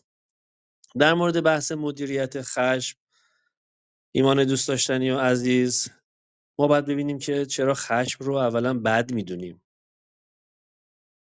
وقتی که افرادی که تشریف میارن حالا جلسات مشاوره تلفنی ما یا جلسات حضوری و از خشم مینالن، ما قبل از اینکه بریم بگیم چی تو رو خشمگین میکنه، خانومت خشمگینت میکنه، بچت خشمگینت میکنه، رئیست خشمگینت میکنه، جمهوری اسلامی خشمگینت میکنه، آمریکا خشمگینت میکنه، خلاصه هر کس یه بهانه‌ای پیدا میشه که سطلی بیفته توی چاهش که خشم بکشه بالا. ازش میپرسیم که از این خشمه میترسی؟ از این خشمه نفرت داری؟ از این خشمه خشمگین هستی؟ و اول روی اونها کار میکنی. خب این خشم به مغزت فشار میاره یا به قلبت فشار میاره؟ روی این کار میکنی. بعد میگیم خیلی خوب، توی همسرت، توی رئیست، توی حکومت، توی پزشکای شبه علمی مدرن چه خصوصیتی رو میبینی که تو رو پر از خشم میکنه؟ میگه مثلا دروغگویی، مثلا تظاهر، مثلا وسواس، مثلا خساست، مثلا شهوت، مثلا هیز شوهرم، مثال. و بعد میایم ریشه های این صفات رو در درون خودش پیدا میکنیم و روی اون ریشه ها کار میکنیم تا به درک بیشتری از همه دروغگوهای دنیا برسه، تا به درک بیشتری از دردی که همه متظاهرهای دنیا میکشن برسه. پس درک بیشتر از دردی که دروغگوها و متظاهرها و خسیسها و شهوترانها میکشن. مثلا فردی تماس میگیره در کودکی از سمت یکی از اقوام نزدیکش بهش تجاوز شده و خشم بسیار زیادی داره. نمیایم میگیم آقا ببخشش یا خانوم ببخشش، رهاش کن. میایم میریم سراغ اصل خشم و روی رهاییش و جداییش از اون خشم کار میکنیم، نه روی سرکوب کردنش، انکار کردنش یا نادیده گرفتنش به روش‌های سطحی. نمیایم بهش میگیم زعفرون بخور، فلان دم کرده و جوشونده رو بخور که خشمت آروم شه. اینا هم خیانت هم جنایته. نمیایم بهش آرام بخش بدیم، مخدر بدیم به اسم قرص آرام بخش. اینا همش خیانت و جنایته. اینا همش فروش مواد هستش. ما باید فرد رو به خودش برگردونیم که الان تو داری به کی تجاوز میکنی. میگه من هیچ وقت حالا به هیچ کس تجاوز نکردم، ولی بعد که بیدارتر میشه، هوشیارتر میشه، میگه من دارم به این جسم هر روز تجاوز میکنم. با چای خوردن، با قهوه خوردن، با دیر شام خوردن، با دیر خوابیدن، با عادتهای اشتباه، با سیگار کشیدن، با قلیون کشیدن، با مشروب خوردن. بعد تازه متوجه میشه که خودش هم متجاوزه. خودش هم به خاطر لذت بردن، به خاطر ارضای هوس‌هاش داره به کبدش و معده‌ش و مغزش آسیب میزنه. اون وقت یه اتفاقی در درونشون میفته. به صورت کاملا خود به خودی و ناخودآگاه و اتوماتیک تمام متجاوزهای طول تاریخ رو بیشتر و بهتر درک میکنه و این درکه منجر به چی میشه؟ رهایی از اون خشمه. و خیلی از افراد از اون خشم و حتی از اون متجاوز سپاسگزار هستند که باعث شده دردی ایجاد بشه که برن به دنبال درمان و برگردن به درون خودشون، به قلب خودشون و بتونن که سلامتی رو از درون خودشون کلید بزنن. پس مدیریت خشم و نفرت زدایی از خشم و اینها امکان پذیر هست، اما به شرطی که راهکارهای سرکوب و انکار و فرار رو بشناسیم، مچ خودمون رو در حین اونها بگیریم و بتونیم که این توانایی رو پیدا کنیم که با دردی که اون خشم در قلب ما ایجاد میکنه روبرو بشیم. سوالی هست؟ من در خدمتم. سپاسگزارم. اگر که دوستان در بخش شنوندگان نکته‌ای دارن خوشحال میشیم در خدمتشون باشیم و دوستان که در استیج هستن اگر نکته‌ای هست میکروفون بزنید. من دو تا مورد رو اول تشکر میکنم از نکته‌هایی که مطرح فرمودید. میبینم آقا جهان میکروفون زدن. اگر لطف فرمایید رو دو تا موضوع، یک بحث در واقع استیت سمپاتیک و پاراسمپاتیک توضیح بدیم که چطور میشه اینها چی هستن و اینکه چطور میشه در وضعیت پاراسمپاتیک قرار بگیریم، و این بحث در واقع پالایش ذهن و بدن در زمان خواب و کیفیت خواب، این رو هم اگر ممکن هست توضیح بفرمایید ممنون میشم. آقای جناب جهانگیر عزیز، نکته شما رو هم بشنویم، برمیگردیم خدمت جناب داوود عزیز. بله، من خواستم فقط به دوست گرامی آقای داوود بگم که من برای نظرات شما کاملا احترام قائلم و اینکه شما یک روشی رو کوشش میکنید آموزش بدید تا انسان‌ها از انواع خشونت‌ها آزاد بشن، برای من بسیار ارزشمنده. اون صحبتی که من کردم برای تایید یا عدم تایید از طرف شما نبود که بگم من کجا رفتم چی یاد گرفتم. خواستم با شما گفتگویی بکنم که بعضی از موارد رو شما باز کنید و حالا در این قسمتی که الان صحبت کردید، خب قسمت‌هایی رو باز کردید که چه شکلی عمل میکنید. نوع عملکرد رو بیشتر دوست داشتم بشنوم، ولی حالا امیدوار هستیم که در جلسات دیگه شما بیشتر وقت پیدا کنید، به قول خودتون بذری که پاشیدید بعد بتونید در ادامه بگید چه شکلی میشه برداشت کرد. خیلی تشکر میکنم ازت. بسیار خوب ایمان جان، بسیار خوب جناب آقای جهانگیر عزیز. ما تنفس رو راهکارمون رو اعلام کردیم برای 3 هفته روزی 3 بار انجام بشه. صبح که از خواب پا شدید، شب قبل از اینکه بخوابید و ظهر اگر ناهار میخورید قبل از ناهار.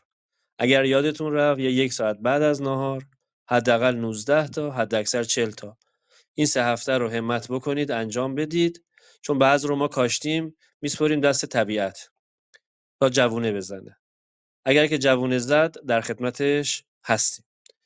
در مورد بحث خواب ایمان جان، افرادی که تشریف میارن حالا با عوارض مختلف و مشکلات مختلف، یکی از به قول معروف خصوصیات مشترکشون بدخوابی هستش.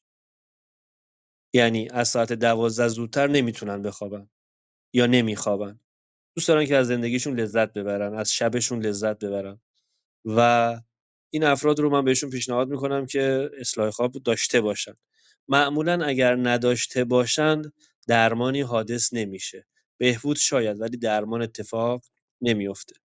بهترین ساعت خواب همین ساعت 9 و 10 شب تا 3 و 4 صبحه و ما میبینیم که یه 2 نسل قبل از ما دقیقا با همین روال زندگی میکردن و برای همین سلامتیشون خیلی بهتر از ما بوده. ولی نسل‌های جدید دیگه تازه ساعت 9 شب اینا میشینن پای تلویزیون و ماهواره و فضای مجازی تا 12 1 2 خلاصه بیدار هستند و مغز فعال، قلب فعاله و مدام احساسات مختلف تولید میشه. خشم تولید میشه، ترس تولید میشه، نفرت تولید میشه، شهوت تولید میشه، حرص و آز تولید میشه، امید و آرزو تولید میشه. در ساعت‌هایی که این ارگان‌هایی که تولید کننده اینها هستند باید در حال استراحت و آرامش باشه و هورمون‌ها به هم میریزه. صبح فرد دیر بیدار میشه، کسل بیدار میشه، خسته بیدار میشه. برای اینکه سر حال بشه و به زندگیش برسه یه شات قهوه میزنه و قوز بالا قوز. رو همین حساب بحث خواب رو ما خیلی تاکید داریم، ولی نمیگیم 5 صبح باید پاشی، یا افرادی که مذهبی هستن نمیگیم حتما 100% باید برای نماز صبح پاشی، چون اون فایده ای نداره. از این طرف اولین کار باید شامشون اصلاح بشه، ساعت شام خوردنشون، و بعد ساعت به رخت خواب رفتنشون. چون فردی که 12 1 2 خوابیده ساعت 9 و 10 بره تو رخت خواب، خوابش نمیبره، ولی میتونه که به رخت خواب بره و تمرین‌های تنفسی مربوطش رو، تمرین‌های تن آرامی مربوطش رو انجام بده. حالا 2 تا حالت پیش میاد، یا خوابش میبره یا صبح میشه. معمولا خوابشون میبره، ولی اون نفراتی هم که تا صبح به همین کارها مشغول هستن ماکسیموم 2-3 روز با این حالت درگیر هستند.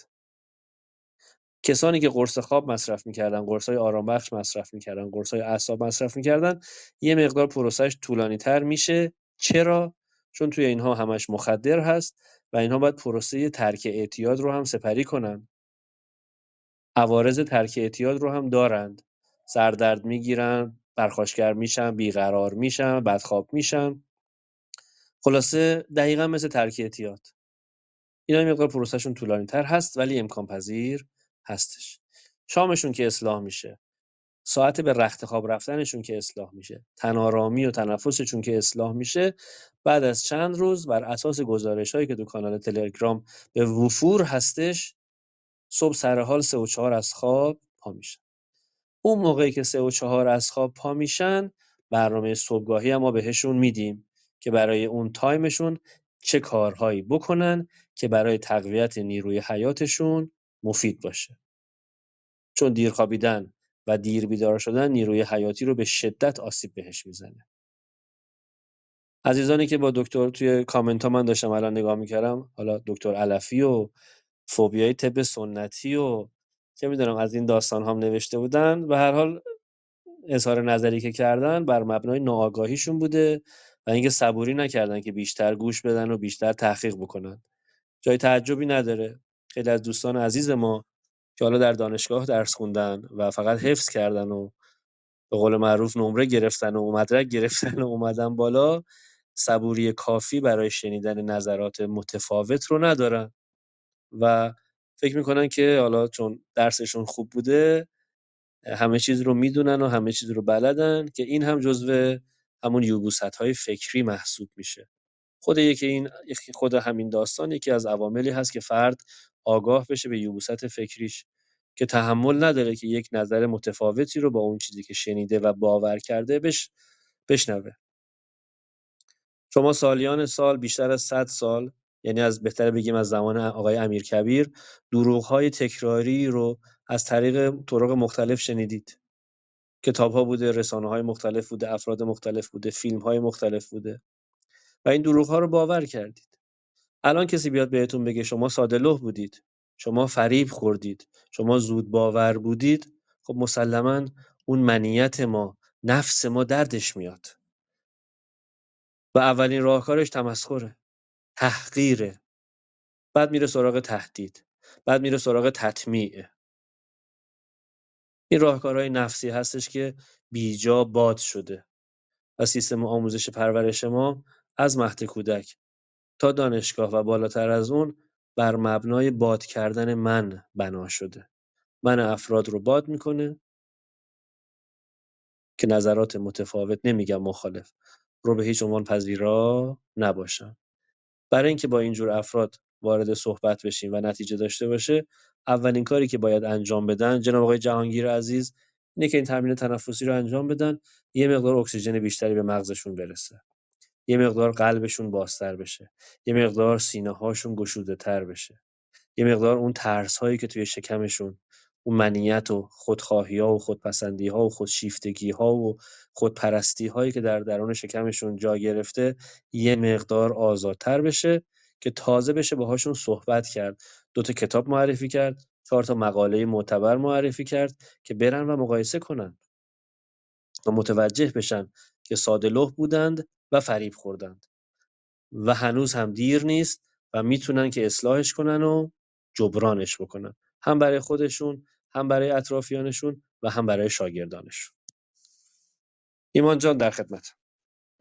سپاسگزارم جناب خواهش میکنم عرض شود که نکتهایی که مطرح فرمودین رو بحث ذهن عجول یا اون به هر حال تنبل فضای و جزئی‌نگر. تنبل و جزنگر، آره این رو چون خیلی تو این مواردی که بعضا مطرح میکنید خیلی زیاد هست و خب این در واقع کیفیتی از سبک زندگی رو نشون میده و در واقع خروجی یک در واقع سبک زندگی انسان رو به این سمت میبره که در حقیقت اون حالا به ترتیب اشاره کردین که بحث صبوری این مطلبی هست که خب به هر حال میبینیم در ارتباط با، نه فقط در ارتباط با خود انسان با خودش، در ارتباط با انسان با افراد دیگر و وقایعی که براش اتفاق میفته، در ارتباط با حتی طبیعت، که خب میبینم یه بخشی از مطالب که شما مطرح میکنی در ارتباط با انسان هست، با طبیعت،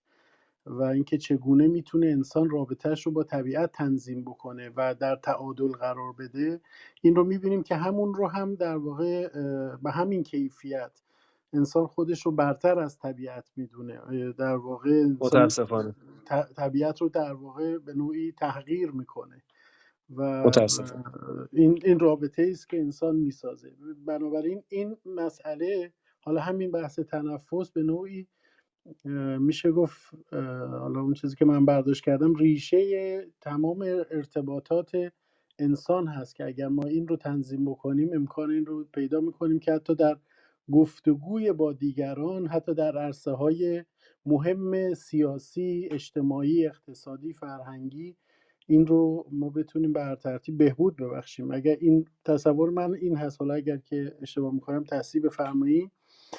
و یک تعبیر دیگری هم من حالا شنیدم این بود که ساختار نظام در واقع بهداشتی نوین که بر مبنای اندیشه، حالا ما میگیم ناحق‌وندی است، که بر مبنای قدرت مداری است، به نوعی انسان رو یک موجودی میشناسه که بتونه در واقع نقش بیمار رو بازی کنه که نباید بمیرد و نباید خوب شود و این همواره حضور پیدا بکنه در چرخه تجارت این سامانه، در واقع حالا ما میگیم ناحق‌وندی یا قدرت مداری نظام پزشکی نوین به نوعی. همونطور که البته جناب جلوانی اشاره کردن، منظور من این نیست که ما تمام اون در واقع مطالعاتی که به هر حال وجود داره رو زیر به سوال قرار بدیم، ولی اون بخشی که در واقع قدرت مدار هست یا ناحق‌وند هست، این در واقع روی کردش هست اگر اشتباه نکنم. و اینکه در مورد تبهای انسان هم من سوال کردم، من ممکن هست این رو هم یه اشاره‌ای بفرمایید که آیا این در بحث سلامتی تعریف میشه، جایگاهی داره بحث بلغم، خون، صفرا، سودا، یا اینکه نه این فقط یک اطلاع هست، یک آگاهی هست؟ این رو هم ممنون میشم توضیح بفرمایید. بسیار خوب ایمان عزیز. بحث ناحق‌وندی و قدرت مداری سیستم سمی صنعتی رو ما زمانی که به تاریخچه واقعیش رجوع کنیم می‌بینیم که دقیقاً بر اساس لابی‌های پنهانی که با پادشاهان ضعیف و نفس و به قول معروف طمعکار حاصل شده شکل گرفته، که در چین طب سوزنی رو سالیان سال سرکوب کردن، در هند آیورودا رو به شدت سالیان سال سرکوب کردن، در ایران طب سنتی رو تلاش کردن که ریشه‌کن بکنن، در ترکیه تقریبا تونستن این کار رو انجام بدن، در مصر تونستن که طب سنتیشون رو ریشه‌کن بکنن تا حدود زیادی، در امریکا این کار رو تا حدود زیادی تونستن بکنن. و نکته‌ای که هستش اینه که در ایران خیلی خوب کار شده روی این قضیه و خیلی خوب بحث سبک زندگی سالم و داروهای گیاهی و طب سنتی و عطاری و طب اسلامی و حتی هومیوپاتی و طب سوزنی خوب شکل گرفته و این علت داره ایمان جان. حتی انرژی درمانی تو ایران خیلی طرفدار و مخاطب داره به روش‌های مختلفش. حالا عرفان حلقه هست، ریکی هست، پرانا هستش دیگه، اینجور چیزها. علت داره. علت اینه که افراد تشخیص دادن که روش سمی صنعتی نمیتونه کمکشون بکنه، هیچ، داره بهشون آسیب بیشتری میزنه. در بازار عرضه و تقاضا هست. اگر که تقاضا نباشه مگه میشه عرضه باشه؟ طرف به طب سنتی مراجعه میکنه، به طب اسلامی و ساتیفیکا و اینا مراجعه میکنه. اگر جواب نگیره مگه خانواده‌شو معرفی میکنه؟ دوستان، آشنایان، اطرافیانش رو معرفی میکنه؟ نه. و اون کسب و کار خود به خود حذف میشه. اگر که سیستم سمی صنعتی روی بحث زر و زور و تزویر، بحث کنترلگری بسیار تاکید داره، چون یک چیزی رو میدونه که اگر به این صورت نباشه باید جمع کنه و بره و محکوم به شکسته. و برای همین سیستم‌های قانونگذاری و اجرایی و نظامی و انتظامی رو در ید قدرت خودش گرفته. اگر الان برید تحقیق بکنید می‌بینید که تمام شورای نظارت بر پزشکان خودشون پزشک هستن و این کار اشتباهه. کمیسیون بهداشتی مجلس همه پزشک هستن و این کار اشتباهه. همه همسو و همراستا هستن. حتی اگر توی این گروه‌ها فردی وارد بشه بر فرض محال که همسو نباشه حذف میشه. بحث رسانه میلی ایران شورای نظارتی داره که اگر شما بخوای بیای اونجا در مورد تنفس صحبت کنی بعد از فیلترشون رد شی و اگر غیر از توصیه به آزمایش و داروی خاصی بخوای حرکت دیگه ای انجام بدی در راستای ارتقاء سبک سلامت و سبک زندگی مردم بهت اجازه داده نمیشه که مطرح کنی این مطلب. مثل خیلی از محققین و متخصصین و پزشکانی که دانا هستند، با شرافت و با وجدان هستند، تحقیقات علمی انجام میدن و اثبات میکنن که سرطان درمانپذیره، ولی رسانه‌ها اون رو پوشش نمیدن. که اوتیسم درمانپذیره، که اوتیسم ناشی از واکسنه، ولی رسانه‌ها اون رو پوشش نمیدن. تمام مدارکش موجوده. تلگرام هر کدوم از عزیزان خواستن یه پیغام من بدن، من براشون 100,000 تا داکیومنت بفرستم، برم مطالعه کنم، بررسی کنن و متوجه بشن که در چه فاضلابی دست و پا میزنن به اسم علم. این از این. نکته بعدی بحث تبایع هست. توی ساتفیکا خب ما به تبایع زیاد کاری نداریم و علت داره. خب بنده هم طب سنتی رو خوندم، هم طب سنتی رو سوزنی رو خوندم، هم آیورودا رو خوندم و هم هومیوپاتی رو خوندم. و سایر روش‌هایی که در کشور استرالیا، هند، سریلانکا، نپال رفتم، در خود ترکیه با اساتید آمریکایی توی کشورهای مختلف داشتم رو مجموعاً جمع‌آوری کردم و به دنبال روشی بودیم که احتیاج به دارو نباشه. هومیوپاتی محتاج داروه، طب سنتی محتاج داروه، ولی به دنبال ابداع روشی بودیم که فرد برای تشخیص، تقویت، پیشگیری و درمان احتیاجی به عامل خارجی نداشته باشه. این پیش‌فرض اول ما بوده برای ابداع ساتویکا و الان بعد از 15-16 سال کار عملی در کلینیک‌های مختلف در کشورهای مختلف با نتایجی که گرفتیم اینو ثابت کردیم که درد در توست و درمان نیز هم جمله صحیحیه.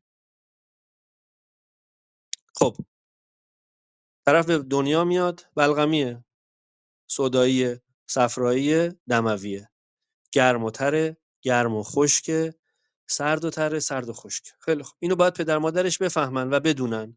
پدر مادرها نمیفهمن و نمیدونن. چرا؟ آموزش پرورش فاسده، رسانه فاسده، بهداشت و درمان فاسده. قانونگذار فاسده. مسئول فاسده. وقتی که طرف بدونه بچهش گرم و تره، حواسش به گرمی‌ها و تری‌ها و سردی‌ها و خشکی‌ها هست. میدونه به این بچه چی بده چی نده. نتیجه سلامت ذهن و جسم بچه کم که نمیشه هیچ ارتقا پیدا میکنه. الان بچه‌های مدرسه دبیرستانی رو نگاه کن، تا شعر بلد نیستن حفظ بکنن، بخونن. ریاضی‌ها افتضاح. اینایی که میگن به قول خود معلماشونه ها. مغزشون نمیکشه 4 تا جدول ضرب و طرف دوم دبیرستان هنوز کامل حفظ نیست. ایمان جان اینا ناشی از چیه؟ سردی مغزه. رطوبتشون زیاد شده، سرماشون زیاد شده. چرا؟ آب ناشتا میخورن، با غذاشون آب میخورن، دیر شام میخورن، دیر میخوابن، بد میخوابن. تو مدرسه پاهاشون همش آویزون از این صندلیا، کج میشینن، کج راه میرن، همشون لگناشون جابجاست، همشون شونه هاشون داغونه. قرص مسکن زیاد میخورن، سیگار الکترونیک زیاد میکشن. یکی دوتا نیستش که برادر من. وقتی که پدر و مادر این تبایع رو بدونن، تبع بچه‌شون رو بدونن، کنترلش میکنن. دیگه هر روز به اون بچه، هر هفته روزی 5 بار به اون بچه برنج و مرغ نمیده. بهش اجازه نمیده با غذاش ماست بخوره یا سالاد بخوره که سردی و رطوبتش افزایش پیدا کنه، نتونه از جاش پاشه. یا وقتی که میبینه بچهش گرم و خشک صفراییه، حواسش هست بهش چای زنجفیل نده، بهش دارچین زیاد نده، بهش فلفل زیاد نده که شهوت این بچه بزنه بالا، به صغیر و کبیر تو همسایه و فامیل رحم نکنه یا همش خود ارضایی بکنه. اینجوری به سلامتی ما میتونیم کمک بکنیم. ولی پزشکی سمی صنعتی همه اینا رو له کرده. از زایمان اشتباس. زنی که باید نشسته زایمان بکنه رو میخوابونن زایمان میکنن. بند نافی که باید حداقل 1 الی 2 ساعت بمونه تا اول از حالت قرمز به صورتی برسه و بعد سفید بشه رو بعد بچینن، همون اول میچینن. زنای بیچاره رو همه رو سزارین میکنن. حالا بحث سونوگرافی 2 بعدی و 3 بعدی و رنگی و انواع اقسام غربالگری‌ها بماند. بچه به دنیا میاد به جای اینکه در آغوش مادر باشه، میگیرن میکننش زیر دستگاه به جرم زردی، به جرم ضعف. انواع اقسام واکسن ها رو به این بچه‌ها میزنن که بعداً بگن مادرزادی بود مشکل تو. سطح هوشیاری بچه رو میاره پایین، سطح انرژی بچه رو میاره پایین و اون بچه مساعد میشه برای انواع بیماری‌ها.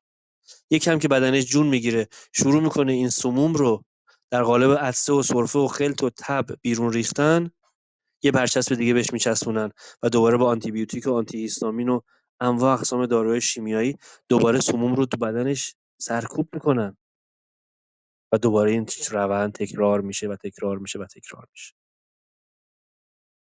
ولی وقتی که پدر مادر مدرسه، دبستان، راهنمایی، تبایع رو یاد بگیرن، رو خودشون آزمایش بکنن، تأثیرش رو ببینن، مسلماً به بچه‌های سالم‌تری خواهیم داشت که نداریم. یعنی فاجعه خیلی عمیقه و برای اینکه این فاجعه عمیق رسانه‌ای نشه ما رسانه نداریم. برای اینکه این فاجعه عمیق منجر به دادگاهی و محاکمه و اعدام نشه ما سیستم نظارتی نداریم. که خائن‌ترین افراد در بالاترین جایگاه‌ها دارن نقش طبیب و پزشک رو بازی میکنن و مشاور رو بازی میکنن و راهنمودهای 100% اشتباه سازمان بهداشت جهانی رو دیکته میکنن از مهد کودک تا خانه سالمندان و اجرا میشه. ماسک بزنید، الکل بزنید، همدیگه رو در آغوش نگیرید. و الان دیگه به صورت فله‌ای مردم دارن در ایران از بین میرن و جایگزینشون از افغانستان نیرو میارن، از پاکستان آدم میارن، از عراق، از گرجستان، از ارمنستان، از غزه و از اسرائیل قرار نیروی کار وارد بشه. پس میبینیم که این فاجعه‌ای که ما الان توش داریم زندگی میکنیم از 123 سال پیش از زمان امیرکبیر شاه کلیدش زده شده و الان دارن میوه‌ش رو میکشن. اون موقع بذر رو کاشتن، الان شده میوه. ما هم الان داریم بذر رو میکاریم. حالا آقای جهانگیر و سایر دوستان هفته‌ای روزی 3 دفعه این تنفس رو انجام بدن، این بذره شاید از خاک بیاد بیرون. برای نسل‌های بعدی ما جواب خواهیم گرفت. نه 1-2 روزه، 1-2 هفته‌ای. من در خدمتم برای سوال بعدی. سپاسگزارم جناب داوود عزیز. عرض شود که 20 دقیقه داریم تا پایان این نشست. دعوت میکنم دوستان در بخش شنوندگان اگر که سوالی هست میتونن دست بلند کنن و به جمع عزیزان در استیج بپیوندن. عرض شود که 2 تا مورد رو من خواستم محبت بفرمایید توضیح بفرمایید و حالا در بخش پایانی صحبتاتون اگر امکانش هست اون چه که ما به عنوان هدف در مرکز پژوهش‌های حقوندی به عنوان رسالت در نظر گرفتیم و اون به نوعی پرورش نسل حقوند هست و بخشی از این سبک زندگی حقوندی رو ما در حوزه سلامتی، خب ما 7 حوزه در بحث گفتمان حقوندی تلاش میکنیم که به اصطلاح کار بکنیم. حالا این حوزه ها برازندگی است، دانایی، دارایی، دوستی، شادی، زیبایی و سلامتی که در حوزه سلامتی من خواستم در بخش پایانی صحبت ها اگر که بر ترتیب اون چه که به عنوان تماشا یا بر ترتیب اون وضعیتی که به نظر شما یک وضعیت در تعادل هست، چه ساختار پزشکی، چه ساختار آموزش پزشکی، چه ساختار رسانه‌ها و به هر حال آموزش پرورش در سطوح مختلف. این رو به نظر یا در سبک زندگی، اگر که حالا در چند دقیقه اون چه که به نظر شما مطلوب هست در تعادل هست، این رو هم اگر که امکانش باشه ترسیم بفرمایید بسیار عالی خواهد بود. قبل از اون من یک اشاره فرمودید رو بحث سردی مغز و من دیدم که در پست‌های اخیرتون اشاره داشتید به پوشش سر که قبلا خب در به نوعی در سبک زندگی ایرانیان بحث دستار چه برای مردان چه برای زنان وجود داشته. اون چه که حالا بحث اجباری نیست، بحث به نوعی میشه گفت این پوشش ممکنه همین بحث ارتباط داشته باشه به بحث به اصطلاح گرم نگه داشتن مغز یا حالا فضاهای مربوط به اون. این رو هم اگر ممکن هست اشاره بفرمایید تا حالا بخش پایانی صحبتاتون رو هم بشنویم، اگر دوستان سوال دیگری ندارن. بفرمایید جناب داوود عزیز. خب بسیار خوب ایمان عزیزم، عرضم به حضورت که از آخر میریم به اول. در مورد سردی مغز، ایمان جان، یک چیزی که هست، ما هر چقدر که مغزمون سردتر بشه، سیستم عصبیمون سردتر بشه، تفکر انتقادیمون ضعیفتر میشه، تحلیلمون ضعیفتر میشه و به راحتی بسیاری از شایعات و اراجیف رو به عنوان واقعیات و حقیقت قبول میکنیم. نمیتونیم به قول معروف شک رو ایجاد بکنیم، نمیتونیم روش تحلیل و تجزیه بکنیم، نمیتونیم تطبیق بدیم، مقایسه کنیم با حقیقت‌های دیگه‌ای که دور و برمون هستش. اصطلاحاً عذر میخوام دور از جون شما و جمع، عقلمون کم میشه. تمدن‌های قدیمی قبل از این 130-40 سال تمامشون رو من بررسی کردم. حالا یه سریاشون با نقاشی‌هایی که بوده، از دهه 1870 1860 به بالا تک و توک فیلم‌های کوتاهی هست که من اونا رو پیدا می‌کنم و به اشتراک می‌ذارم. و توی اون فیلم‌های کوتاه چند ثانیه‌ای که از قدیم گرفته شده، توجه افراد رو به این جلب می‌کنم که توی اینها چاق می‌بینی؟ توی اینها کچل می‌بینی؟ توی اینها عینکی می‌بینی؟ و خیلی جالبه که یا نیست یا کمتر از انگشتان دست، که نشون میده سلامت اجداد ما بسیار بالا بوده، که یکی از دلایلش برمیگشته به خودآگاهی جسمانی بالا، سبک زندگی خوب و اینکه حاکمان و طبیبان سودشون در بیماری مردم نبوده، در سلامتی مردم بوده. خب ما در قدیم امپراتوری ها رو داشتیم، ولی بعد از ریست قبلی، بعد از جنگ داخلی امریکا و بعد از جنگ جهانی اول مخصوصاً، گلوبالیست ها یا افرادی که الان اربابان جهانی هستن عنان اختیار رو به دست گرفتن. امپراتوری ها که سودشون در سلامتی مردم بود رو از بین بردند و جمهوری های ظاهری که سودشون در بیماری مردم، کم عقلی، بلاهت و حماقت مردم هست رو جایگزین کرد، که اسمش رو گذاشتن دموکراسی. که دموکراسی در واقع میشه گفت حکومت رسانه ها و اربابان رسانه بر ذهن‌های تنبل و سطحی و جزئی‌نگر هستش.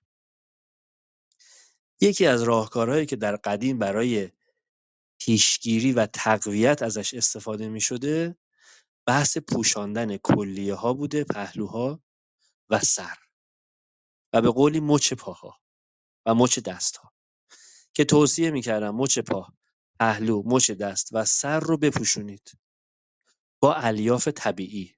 تابستون‌ها با کتان و کنف و نخ، زمستون‌ها با پشم، که با اصالتا یزدی هستیم ایمان جان.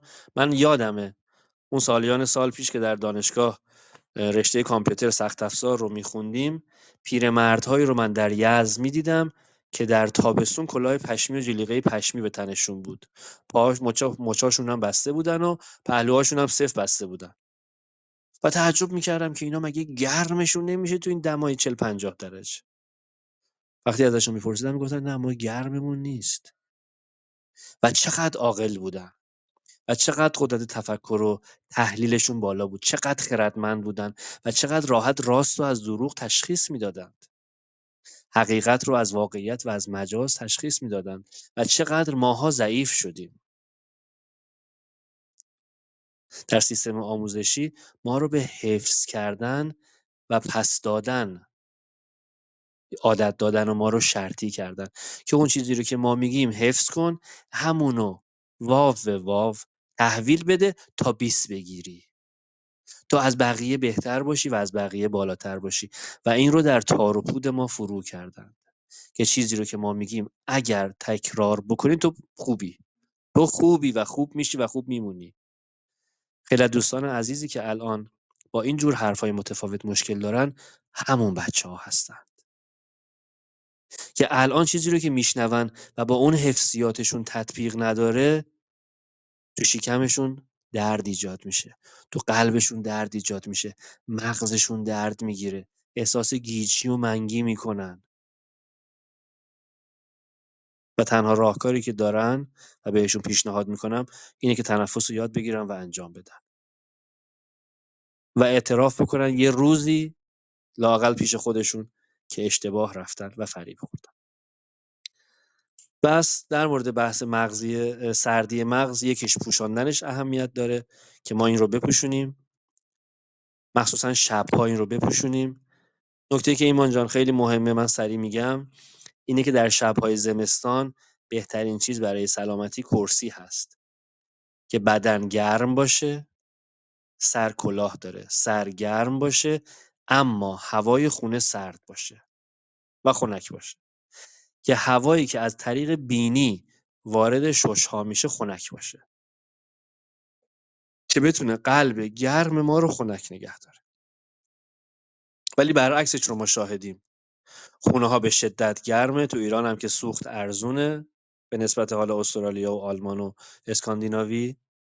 مردم خونه‌ها رو میکنن گرم، هوای گرم وارد ریه هاشون میشه، بعد پا میشن میرن بیرون، سرما میخورن، بهشون میگن ویروس جدیده. غافل از این که یه همچین اشتباه فاحشی دارن انجام میدن. نکته بعدی ماست، مخصوصا ماست‌های کارخونه‌ای، دوغ‌های کارخونه‌ای، پنیر، مرغ، برنج زیاد خوردن، فست فودها، اینا همشون باعث سردی مغز و اعصاب میشه. آب ناشتا خوردن، در حین غذا آب خوردن، در حین ورزش آب خوردن، اینها باعث سردی مغز و سیستم عصبی میشه. سالاد خوردن، حذف شام، دیر خوابیدن، دیر بیدار شدن باعث سردی مغز میشه و نتیجهش بلاهت و حماقت و دوری از تفکر تحلیلی و منطقی و خردمندانه است. در خدمت. زنده باشین و بخش پایانی صحبتتون بحث اون در واقع ساختاری که از نظر شما مورد مثلا نظر هست، چه اتفاقی باید بیفته در ساختار پزشکی، آموزش پزشکی و مباحث مربوط به آموزش و پرورش در حوزه حالا کودکان، مخصوصا تو بحث سبک زندگی و مسائل مربوط به پدر و مادر. یعنی هر کس به عنوان پدر و مادر چه نکاتی رو باید به صورت کلی در سبک زندگیش اضافه بکنه که انتظار داشته باشه که یک کودک حقوند، یک نسل حقوند رو بتونه پدید بیاره، حالا چه در ارتباط با سلامتی فردی، چه در ارتباط با سلامتی اجتماع و روابطی که وجود داره. ممنون میشم اگر که بخش پایانی صحبتاتون رو بشنویم و بر ترتیب جمع‌بندی داشته باشیم. ممنونم. بسیار خوب ایمان عزیزم. کلمه حقوند بسیار کلمه زیباییه، من خیلی دوستش دارم. اگر ما بخوایم یک حقوند باشیم باید بتونیم حق رو در درونمون حس کنیم. در چارچوب کالبد جسمانی و امکان پذیر هست. برای حس کردن حق در درونمون باید از یه سری از ترسامون رد شیم. باید از وابستگی هامون رد شیم که بتونیم حق رو در درون احساس کنیم. زمانی که ما پر از وابستگی نباشیم میتونیم حق رو بشنویم. منی که به اعتقاداتم وابسته هستم، به دانشم و به مدرکم وابسته هستم، نمیتونم حق رو بشنوم. مثل آقای حسن رضایی میام توی کامنت ها توهین میکنم و میرم. خب این فرد نمیتونه یک حقوند بشه، چون نمیتونه بدون توهین، بدون تمسخر صحبت کنه. اولین قدمی که ما باید به سمت حقوند شدن پیش بریم، باز هم تکرار میکنم، اولیش اصلاح الگوی تنفسمونه. از تنفس ناقص و ناآگاهانه بریم به تنفس کامل و آگاهانه. این اولین گام ایمان جان. اصلا توی این سالها، توی این چند هزار نفری که آموزش دیدن، چند هزار نفری که برای درمان ها اومدن، اگر ما این قدم رو بر نداریم عملاً بن‌بسته. میبایست که از یبوست تنفسی و یبوست گوارشی فرد آزاد بشه تا بتونه بقیه قدم ها رو برداره. راه میانبر من بلد نیستم، چون تا زمانی که این رو نره نمیتونه مراقبه حقیقت محور و حضور پرور رو یاد بگیره و تا وقتی اون رو یاد نگیره نمیتونه با ترس‌ها روبرو شه. ترس‌ها رو یا سرکوب میکنه یا انکار میکنه یا ندیده میگیره.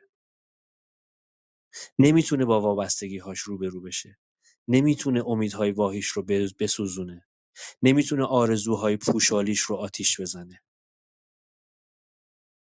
و تا زمانی که نتونه این کارها رو بکنه و اون وابستگی‌ها در وجودش ریشه داشته باشه، حق رو نه حس میکنه و نه درک میکنه.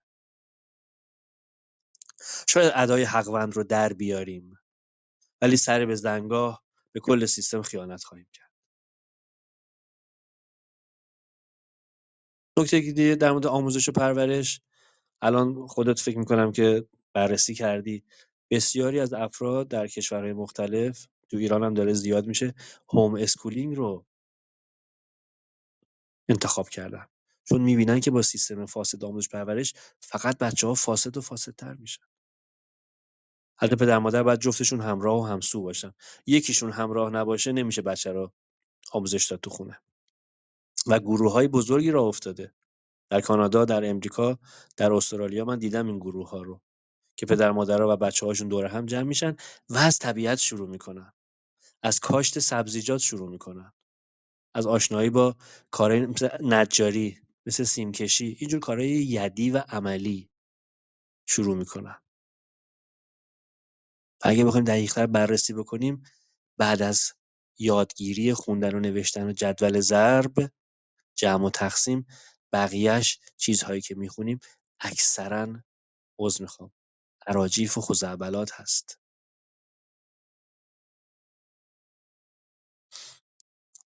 بحث بهداشت و درمان هم اصلاح نشدنی هست مگر اینکه از همین تنفس شروع کنیم. الان دوستان زیادی در ساتیفیکا هستند که من یه بارم گفتم، بازم میگم، پزشک بودن، پرستار بودن، پرستار اتاق عمل بودن، ماما هستن و کادر درمان. و زمانی که تنفس‌ها رو شروع کردن، مراقبه‌ها رو شروع کردن، اصلاح سبک زندگی رو شروع کردن، چشمشون باز شد، اومدن بیرون. و الان در قالب تپ‌های کلنگر دارن به مردم خدمت میکنن، چون شخصا درک کردن، دیدن و فهمیدن که نمیشه کمک کرد حتی اگر بخوان. خیلی از عزیزان در دوران کرونا به ما پیوستن، چون دیدن که چه جنایتایی داره اتفاق میفته در بیمارستان‌ها بدون تعارف و فهمیدن که شریک قتل عام مردم هستند تا مرهم دردهای اونها. و خدا بهشون برکت داد. از اون خفت و خاری در اومدن و الان دارن با سربلندی زندگی میکنن. هم وقتشون آزادتر شده، هم درآمدشون بیشتر شده، هم ملت دعاشون میکنن. دردمند میان خوشحال میرن. اونجا دردمند میومدن جنازه میرفتن. پس برای سیستم حقوندی باید حق رو درک کرد در درون، در چارچوب کالبد جسمانی، در قلب. برای اون باید رفت سراغ وابستگی‌ها و ترس‌ها، سراغ حرص و آزها، سراغ نفرت و بیزاری‌ها، سراغ خشم‌ها. برای اینکه بتونیم سراغ اونها بریم و روبرو بشیم، میبایست که از یبوست تنفسی و گوارشی آزاد شده باشیم. و برای اینکه از اونها رها بشیم، اولین گام 3 بار در روز تنفس شکمی آگاهانه برای 3 هفته. تاثیرش رو می‌بینید و بعد فرد راه براش باز میشه. نه فقط ساتویکا، راه براش باز میشه.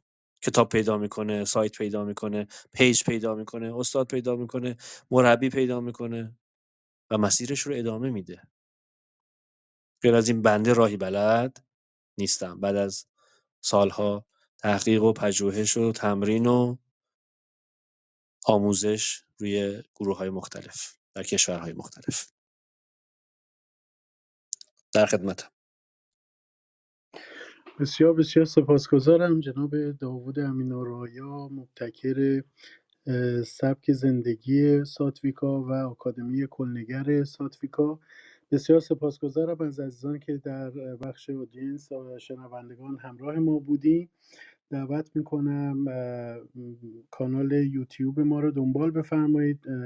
به زودی ویدیو این در واقع نشست در کانال یوتیوب مرکز پژوهش‌ها قرار خواهد گرفت. روز شنبه هم یک میزگرد تحت عنوان هنر عامل بست حقوندی انسان رو داریم رأس ساعت 6 عصر به وقت تهران. دعوت میکنم حتما حضور پیدا بکنید. بسیار سپاسگزارم جناب امین‌آرایی عزیز از حضورتون و از همه شما عزیزان که در بخش شنوندگان همراه ما بودین. سپاسگزاری میکنم برای همه شما. روز و شب بسیار ارزشمندی رو میکنم و امیدوار هستم که سلامت و شاد و تندرست باشین. برقرار باشین. خدا نگهدارتون.